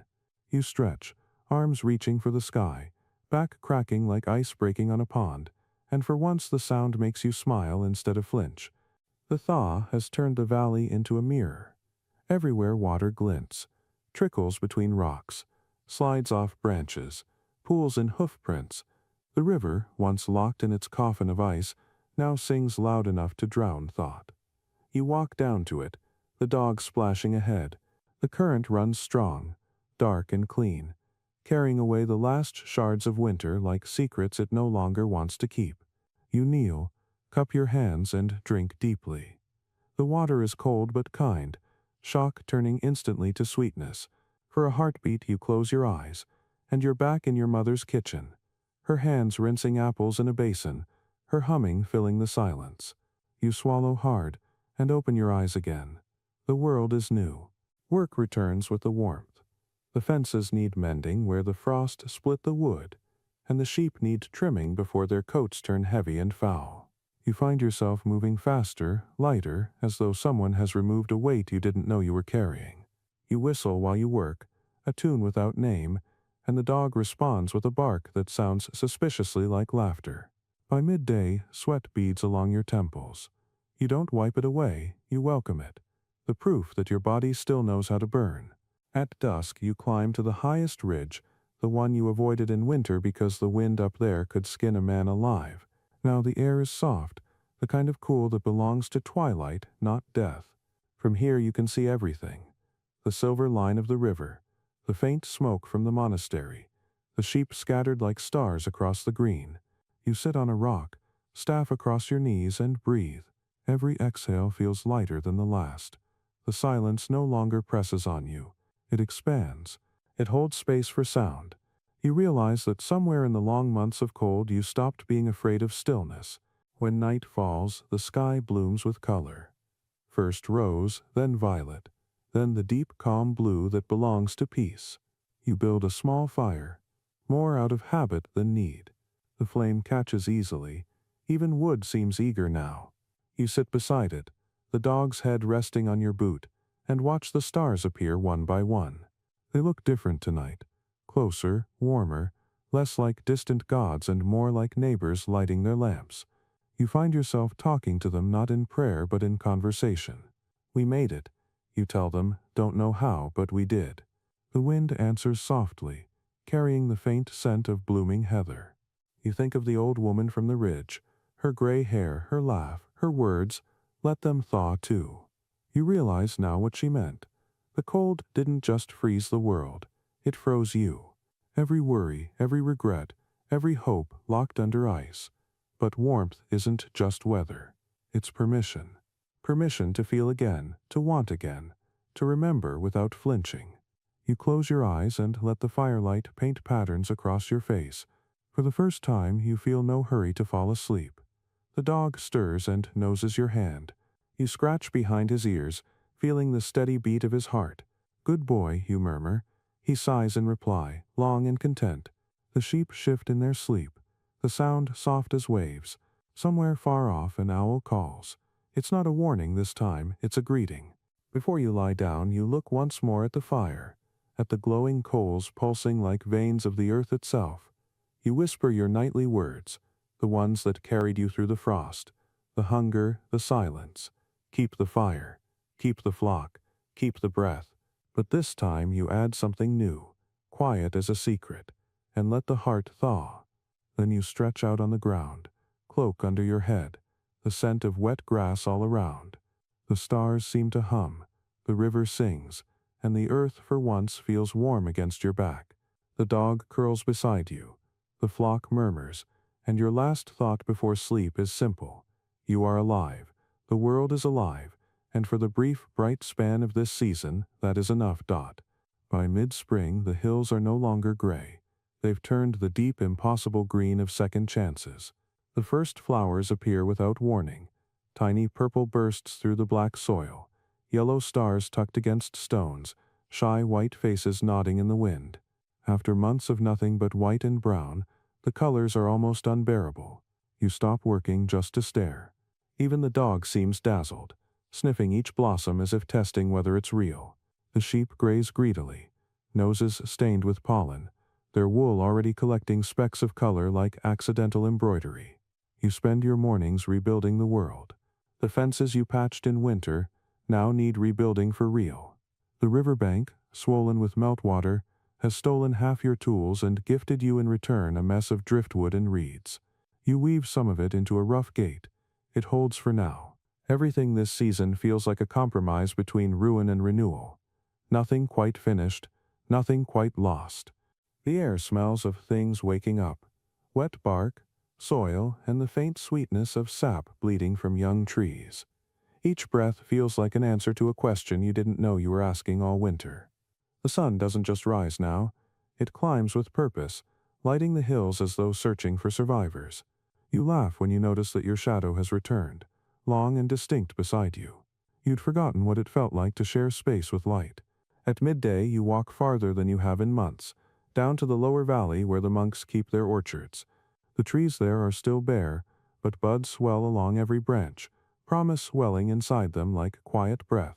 A few of the monks are pruning, you call a greeting, and they wave but don't speak. You don't mind. Silence has become a language you know well. You trade a bit of cheese for a loaf of their barley bread and continue on, following the path that runs beside the newly freed river. It's there, at a bend where water rushes fast over black stones, that you see them, the fish, silver flashes, quick and alive, cutting through the current like laughter. You crouch, watching, fascinated by how they dart between light and shadow. You realize you haven't seen another living thing move so easily in half a year. The sight fills you with a strange joy that rises up before you can name it. You find yourself whispering, "Good work, river," as if congratulating an old friend. When evening falls, the air turns cool again, but it's no longer the sharp, punishing cold you knew. It's a clean chill, the kind that wakes rather than wounds. You light a small fire, mostly for the ritual of it, not for need. The dog lies with his chin on your knee. His fur smells faintly of damp grass. The sheep settle in a loose semicircle nearby, their breathing slow and satisfied. Above, the stars return in softer light, less brittle, more forgiving. You watch them blink one by one into being until the whole sky seems to breathe. You notice, with a start, that you no longer count days by survival. You think instead in moments, the taste of fresh bread, the sound of water, the sight of green. Time has changed shape, lengthened and loosened. You speak less to fill silence now, and more because words feel pleasant in your mouth again. You even hum sometimes, and the tune carries far, echoing down the valley, until it comes back transformed, as if the hills themselves are learning the melody. You start carving again, a habit from younger days. Bits of fallen branch become shapes, spoons, animals, once even a small figure of a shepherd standing with a staff. You keep that one in your pouch, not because it's beautiful, but because it reminds you that even in stillness your hands remembered creation. One morning you wake to rain, not sleet, not ice, but true rain, warm and heavy. It drums against your tent in waves, a rhythm that makes you grin before you're even fully awake. You step outside into it, lift your face to the sky, and let it soak you through. The dog barks and jumps at the puddles. The sheep bleat, indignant as if insulted by the idea of water from above. You stand there laughing, water running through your hair, mouth open to the sky. After months of thirst and fire smoke, this feels like baptism. The rain turns the ground to mud, of course, and you curse it later when your boots sink halfway to your ankles. But secretly, you don't mind. Mud means softness. Mud means growth. When the clouds finally break, the world glitters like newly minted metal. Every leaf, every blade of grass wears a jewel of water. You catch sight of yourself reflected in one of the puddles, your beard overgrown, your face lined, but your eyes bright and alert. You look like someone who belongs here now. That evening, the monks' bells drift up from the valley, slow, deliberate, calling for vespers. Their sound reaches you through damp air, softer than usual, almost tender. You stand listening, staff in hand, head bowed not in prayer but in gratitude. You realize you don't envy them anymore. Their walls, their bread, their certainty, you have your own liturgy, the bleat of sheep, the hum of wind, the hiss of rain on cooling coals. You lie down that night on grass, still damp but fragrant, the dog curled at your side. You don't build a fire. You don't need to. The warmth comes from within now, from the steady rhythm of your breathing matching the earth's. You fall asleep watching fireflies rise from the grass, tiny embers with wings echoing the sparks of your winter fires. In your dream, the hills are green, the river sings, and every star hums in tune with the ground beneath you. When you wake, dawn is already lifting the sky into pink and gold. You rise, stretch, and smile at the sight of your flock grazing in mist. The dog runs ahead, barking once, ready for the day. You whisper your words, soft but sure, keep the fire, keep the flock, keep the breath. And for the first time, you understand that they mean more than survival. They are a blessing, a rhythm, a way to live. The world answers you with birdsong, and you step forward into the color of morning, alive in every sense the word allows. By the time late spring settles in, you begin to see travelers again. Thin, sunburned people with bundles on their backs and stories clinging to their clothes like dust. They move along the old Roman track that cuts through the valley, following the same route the monks use for pilgrimage to the shrine 2 days' walk south. Some travel alone, some in pairs, some in silence so deep they might have been carved from the same stone as the path beneath them. You watch them from a distance at first, half curious, half cautious. After a winter of solitude, the sight of so many strangers feels unreal, like ghosts pretending to be human. One afternoon, while your flock grazes near the path, a young pilgrim stops to rest by your fence. His boots are torn, and his face is pink from sun. He greets you with the kind of smile that has not yet been worn down by hunger or disappointment. "Shepherd," he says, voice bright with exhaustion, "is this the road to St. Dagon's well?" You nod. "Follow the river till it splits into two. Keep right. You'll find the well beneath the blackthorn." He sighs, grateful. "They say the water there heals the spirit." You chuckle softly. "Everything heals the spirit if you believe hard enough." He grins. "Then I'll drink twice." You offer him bread, and he accepts. The two of you sit side by side in easy silence, the dog keeping a suspicious eye on him while pretending to nap. After a while, the pilgrim asks about the winter, about whether the snows were bad. You tell him the truth, that they were long, that they bit through everything, and that you're still thawing inside. He listens, nodding, as though such things are holy. When he rises to leave, he thanks you not for the bread, but for keeping the hills alive. The words sit with you long after he's gone. In the days that follow, More travelers pass, traders, monks, wanderers looking for summer work. Some ask for directions, some for shelter, a few for nothing at all. You give what you can, water, warmth, words. The dog adjusts to this new rhythm of visitors, growling at the bold, ignoring the kind. The sheep pay no attention. They've seen everything before. Their world is eternal repetition. What surprises you most isn't the company, but how easily you fall back into conversation. You'd expected to struggle with words after so much silence, but they flow like the river. Awkward at first, then sure, then joyful. You tell stories again, not the haunted ones from winter, but lighter tales, how the dog once stole a monk's lunch and was blessed instead of scolded, how you once built a pillow out of moss and called it luxury, how fire sounds different when you laugh beside it. The travelers laugh too, and for a few hours your camp becomes something like a tavern without walls. One evening, as the sun lowers into a sea of amber light, you meet a pilgrim who doesn't speak at all. She arrives near dusk, barefoot, her cloak frayed but her eyes clear. She gestures to the fire, and you nod, wordless agreement. Together you sit, listening to the sheep and the river.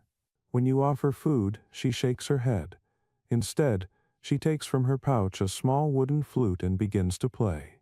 The sound is simple, circular, 3 notes rising, 3 falling, repeating like breath.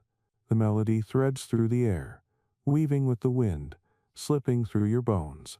You realize, after a while, that it's the sound of the hills themselves, the echo of water under stone, of sheep moving in rhythm, of seasons turning endlessly. When she finishes, she smiles, bows slightly, and leaves before night fully claims the valley. You don't call after her. Some things are meant to end in silence, but long after she's gone, you hum those notes to yourself, and they settle somewhere deep, blending with your own heartbeat. The next day, you carve a small flute from a hollow reed. It doesn't sound like hers. It's rougher, lower, but it belongs to the same language. You play it when you walk the flock, when the wind is still enough to listen.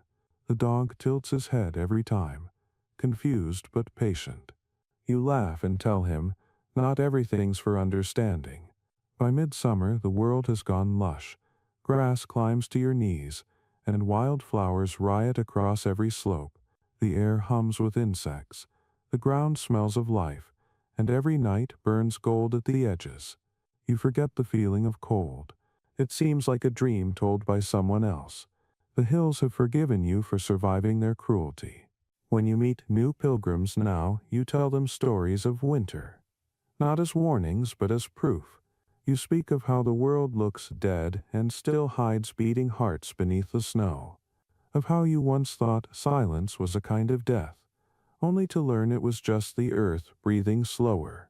Some listen politely, some walk away, but a few smile and stay until dark, letting your firelight warm their faces. You realize that in some small way you've become part of their pilgrimage. The shepherd of the thawed hills, the keeper of borrowed fire, the man who knows the language of melting rivers. They'll carry your stories south, polish them, change them, tell them to their children. You'll become rumor, maybe legend. The thought doesn't frighten you. It feels right. People need myths to make sense of solitude. As the stars rise one more time, you sit by the fire and play your reed flute. The same slow melody the silent pilgrim gave you. The sound drifts upward, vanishes into the dark. You close your eyes and let the music carry you. Around you, the sheep murmur, the dog sighs, and the world finally awake sings softly back. The hills are no longer frozen. Neither are you. Summer arrives not as a single day, but as a gradual revelation. The light thickens first, morning no longer shy, evening no longer brief. The grass grows faster than the sheep can keep it down, and every step you take is soft with life. The dog has stopped shivering in his sleep. Now he dreams with his paws twitching, chasing invisible rabbits through sunlit fields. The air hums constantly, bees and flies, and the lazy rhythm of creation at work. Even silence, when it comes, is full. You feel your body changing again, thaw giving way to strength. The aches that ruled your winter mornings fade. Your hands, once split and raw, have darkened with sun and healed. You work shirtless sometimes, just for the sensation of wind on skin. You had forgotten that the air could be gentle. The sheep wander farther now, curious and bold. You follow them into valleys you avoided in frost, where wild flowers form carpets so thick you hesitate to step on them. The smell is dizzying. Thyme, mint, clover, the sweet, sharp scent of sap. The world has become noisy again. Birds argue in the trees. The river babbles like a drunk storyteller, and the wind no longer moans but laughs. You catch yourself laughing with it. One day, while the flock grazes, you wade into the shallows of the river, roll your trousers to your knees, and feel the current tug playfully at your legs. The cold still bites, but now it wakes you instead of punishing you. You wash your face, your arms, your hair, and when you catch your reflection in the water, you barely recognize the man there. He's rough, yes, but alive, and that feels like enough. At night, the fire becomes smaller. You don't need it for survival anymore, just for company. You build it low, almost hidden, and sit near it with the dog curled at your feet. You talk aloud sometimes, not to fill the silence but to keep the memory of speech from fading again. You tell stories about the pilgrims, about the winter, about the woman with the flute. You imagine she's out there somewhere, playing her tune to other wanderers. You hum it under your breath, matching its rhythm to the crackle of fire and the heartbeat of the earth. The monks from the valley climb to your ridge one day, robes flapping like sails in the wind. They bring bread and cheese and a jug of weak ale. Their abbot, an old man with eyes like melted candle wax, thanks you for letting pilgrims rest by your fire. They say your hill gives them peace, he tells you. You shrug, I just keep it warm. He laughs, the sound soft as the rustle of pages. That's all the saints ever did, my son. You don't argue, but you don't feel like a saint either. You feel human, gloriously, imperfectly human. Later that evening, after they've gone, you find a small bundle they've left behind, a loaf of barley bread, a sprig of rosemary, and a folded scrap of parchment. On it is written a line in careful, uneven Latin. You can't read it fully, but you recognize one word: lux, light. You place the paper in your pouch beside your carved wooden shepherd. Together they make a kind of prayer you didn't know you needed. As summer deepens, time loosens even more. Days melt into one another, bright and heavy. You sleep less but better. The dog naps in any patch of shade he can find. The sheep grow lazy, bellies round with grass. Sometimes, in the heat of afternoon, you lie on your back and stare at the clouds, tracing shapes until your vision blurs. You think about how winter once felt endless, and you realize with something close to awe that it was only a season after all. You survived it not by fighting but by learning its language, and now, in the warmth, you feel that same language spoken in reverse, where frost once whispered, endure. Sunlight now murmurs, begin. One night, thunder rolls over the valley, deep and distant. The storm that follows is magnificent. Rain falls in warm sheets, lightning cracks across the ridge, and the world smells of wet grass and ozone. You sit in your tent, laughing, the dog trembling beside you. It's just noise, you tell him. But when the thunder fades, you realize it's more than that. It's applause, the sky remembering how to speak after silence. When dawn comes, everything drips and gleams. The river has swollen, the grass bowed under the weight of water. You step outside, stretch, and feel the sun return, quick and forgiving. The dog shakes himself dry. The sheep wander back to graze as if nothing happened. Life, relentless and unashamed, continues. You kneel, scoop up a handful of rainwater from a puddle, and pour it into the ashes of last night's fire. Steam rises, twisting in the light. You whisper your old words, keep the fire, keep the flock, keep the breath, and watch them curl upward into the morning. But this time you don't say them as a plea. You say them as a blessing, because the truth has finally settled into you like sunlight into stone. You don't keep the hills alive. They keep you. The world stretches out like a held breath. Summer has matured into that golden, endless phase when time itself feels drowsy, when every hour blends into the next without edge or urgency. You wake each morning not to survive but simply to be, and even that feels like abundance. The hills are fat with grass, the sheep lazy with contentment, and the dog, your steadfast shadow, has become a creature of leisure, sprawled in the shade with one eye half open, pretending vigilance.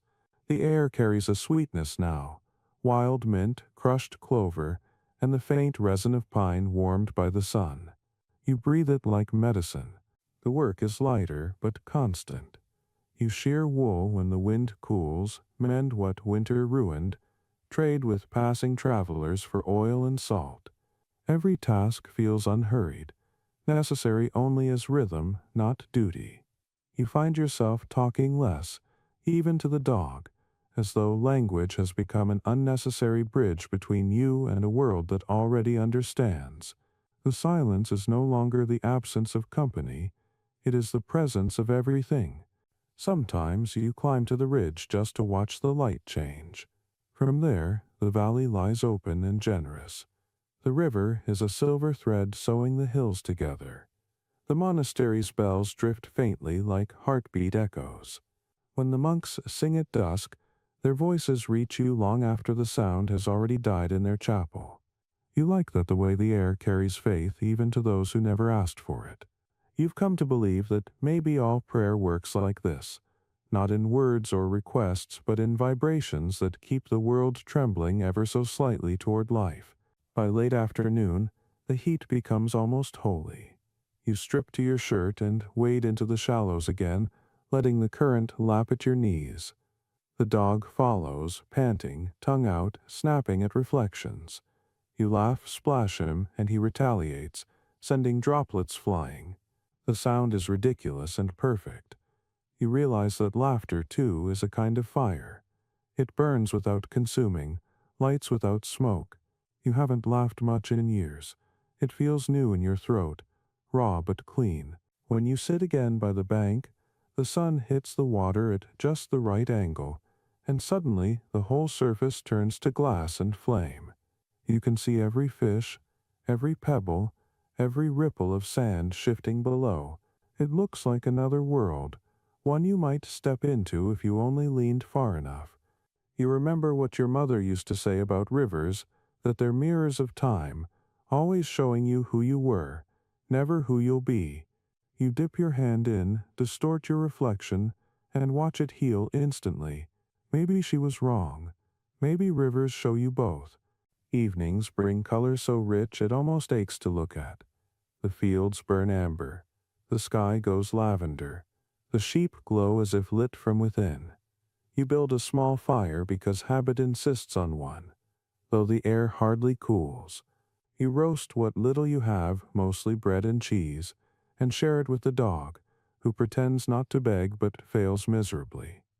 When darkness deepens, fireflies rise from the grass again, and you sit still so they land on your knees, your arms, your hair. Their light flickers in rhythm with the embers. The stars above answer, and for a brief moment it's hard to tell where heaven ends and the earth begins. You think often of the coming autumn now, not with dread, but with a kind of affectionate curiosity. You wonder what lessons the next cold will bring, what stories the frost will whisper. There's no fear left in the thought, only patience. You've learned that every season demands something different from the heart. Winter endurance, spring faith, summer gratitude. You whisper this to yourself one night as the fire dies. 3 virtues, you murmur. All the rest is waiting. Sleep comes lightly these days without the anchor of exhaustion. You dream of green slopes, of sheep-like clouds drifting across the sky, of the dog running endlessly through fields that never end. You dream of water and warmth, and music made of air. When you wake, it's still there. The same light, the same hum of life continuing without permission. By the end of the long afternoon, the sun tilts low and lingers as if reluctant to leave. You watch it sink behind the ridge, bleeding gold into purple. The world exhales, and so do you. The dog rests his head on your knee. The flock begins its slow shuffle toward the fold. You rise, stretch, and whisper the old prayer out of habit. Keep the fire, keep the flock, keep the breath, and then, almost without thinking, you add one more line. Quiet, almost shy but certain. Keep the light. It feels right. The hills seem to agree, glowing long after the sun has gone, as though the world itself has taken your words to heart. You smile into the twilight, warmed by something deeper than flame, and sit until the first stars appear, watching, listening, waiting for the soft beginning of evening's song. The final evening of this long-stretching season settles gently around you. The hills, softened by summer light and dew, lie quiet beneath a sky of deepening violet. You feel every inch of your body ease into the earth beneath you. The stiffness of long walks and cold mornings finally melting into something like peace. The dog curls at your feet, breathing slow and even, a living reminder that warmth can exist even when the world is vast and indifferent. The sheep murmur softly in their sleep, forming a gentle rhythmic chorus that fills the valley with life even in silence. You sit beside the last of your fire, small embers glowing faintly, and let the day fade fully into night. The air carries the faint scent of wet grass and flowers, thick and fragrant, almost overwhelming after the long months of frost. You breathe slowly, letting it sink into your lungs, filling every corner of your body. Each exhale carries away the tension of seasons endured. The biting cold, the heavy snow, the long nights spent half awake, listening for the sounds beneath the ice. Your hands, once cracked and raw, rest gently in your lap. Your feet, tired from endless hills, are finally still. The world is quiet but not empty. Life continues softly all around you, and you are part of it. You tilt your head back to watch the stars appear one by one, delicate points of light in the darkening sky. Each one seems to pulse with memory. The winter you survived, the pilgrim who gave you a tune, the river that thawed beneath your hands. You trace constellations you've long since named in your mind, each one a story, a companion, a mark of the journey you've walked. The dog shifts slightly, nudging your knee with his warm nose, and you smile. Even in the deepest dark, companionship endures, small and constant, grounding you to this living, breathing earth. The fire hums quietly, smoke curling in gentle spirals toward the heavens. You poke at the coals once, then let them lie, watching the glow fade slowly. There is no hurry now. The day's labor is done. The sheep are fed and resting, and the night belongs to you. You lean back, cloak wrapped around your shoulders, and close your eyes just enough to feel the soft pull of sleep. Your thoughts drift to simpler things, the shape of hills in sunlight, the shimmer of river water, the dog's wagging tail, the flock's gentle movements. Each memory, each image soothes the mind in a way only long months of life in these hills can teach. You think of the lessons winter once carved into your bones, the patience of frost, the resilience needed to endure, the strange joy found in survival itself. You realize now that those hardships, though harsh, shaped not just your body but your spirit. Every frozen night, every thawed morning, every fire tended with care, has brought you to this place of calm. The seasons will continue, as they always do, but tonight you rest in the knowledge that you have met each challenge with strength and wit, and the hills themselves have recognized you as one of their own. The dog settles fully, curling into a ball against your legs, and the flock murmurs once more in deep, contented rhythm. The fire emits its last gentle glow, and you watch until it fades completely, leaving only the memory of warmth. The air is soft, the hills receptive, and even the stars seem to lean closer, as though to watch over your rest. You take a slow, deep breath, letting it fill you from toes to the top of your head. The night is yours, safe and still, and full of the soft pulse of life continuing beyond the span of worry or fear. You let your body sink further into the earth, your cloak as soft a pillow as the hills can offer. The wind moves lightly through the trees, whispering secrets of days past and promises of mornings yet to come. You feel the rhythm of your own heartbeat, steady and calm, matching the quiet murmur of the flock. Thoughts drift in and out like water, no longer urgent, no longer demanding. Every muscle, every bone, every breath aligns with the gentle cadence of the night. The last thing you do is whisper the familiar prayer, a line repeated through months of frost and thaw, now softened by summer. Keep the fire, keep the flock, keep the breath. And then, with the hills around you watching in silent guardianship, you add a final thought for yourself, gentle and slow, like the fading of light at day's end. Now, dim the lights, maybe turn on a fan for that soft background hum, and let's ease into tonight's journey together. End of script. Sweet dreams.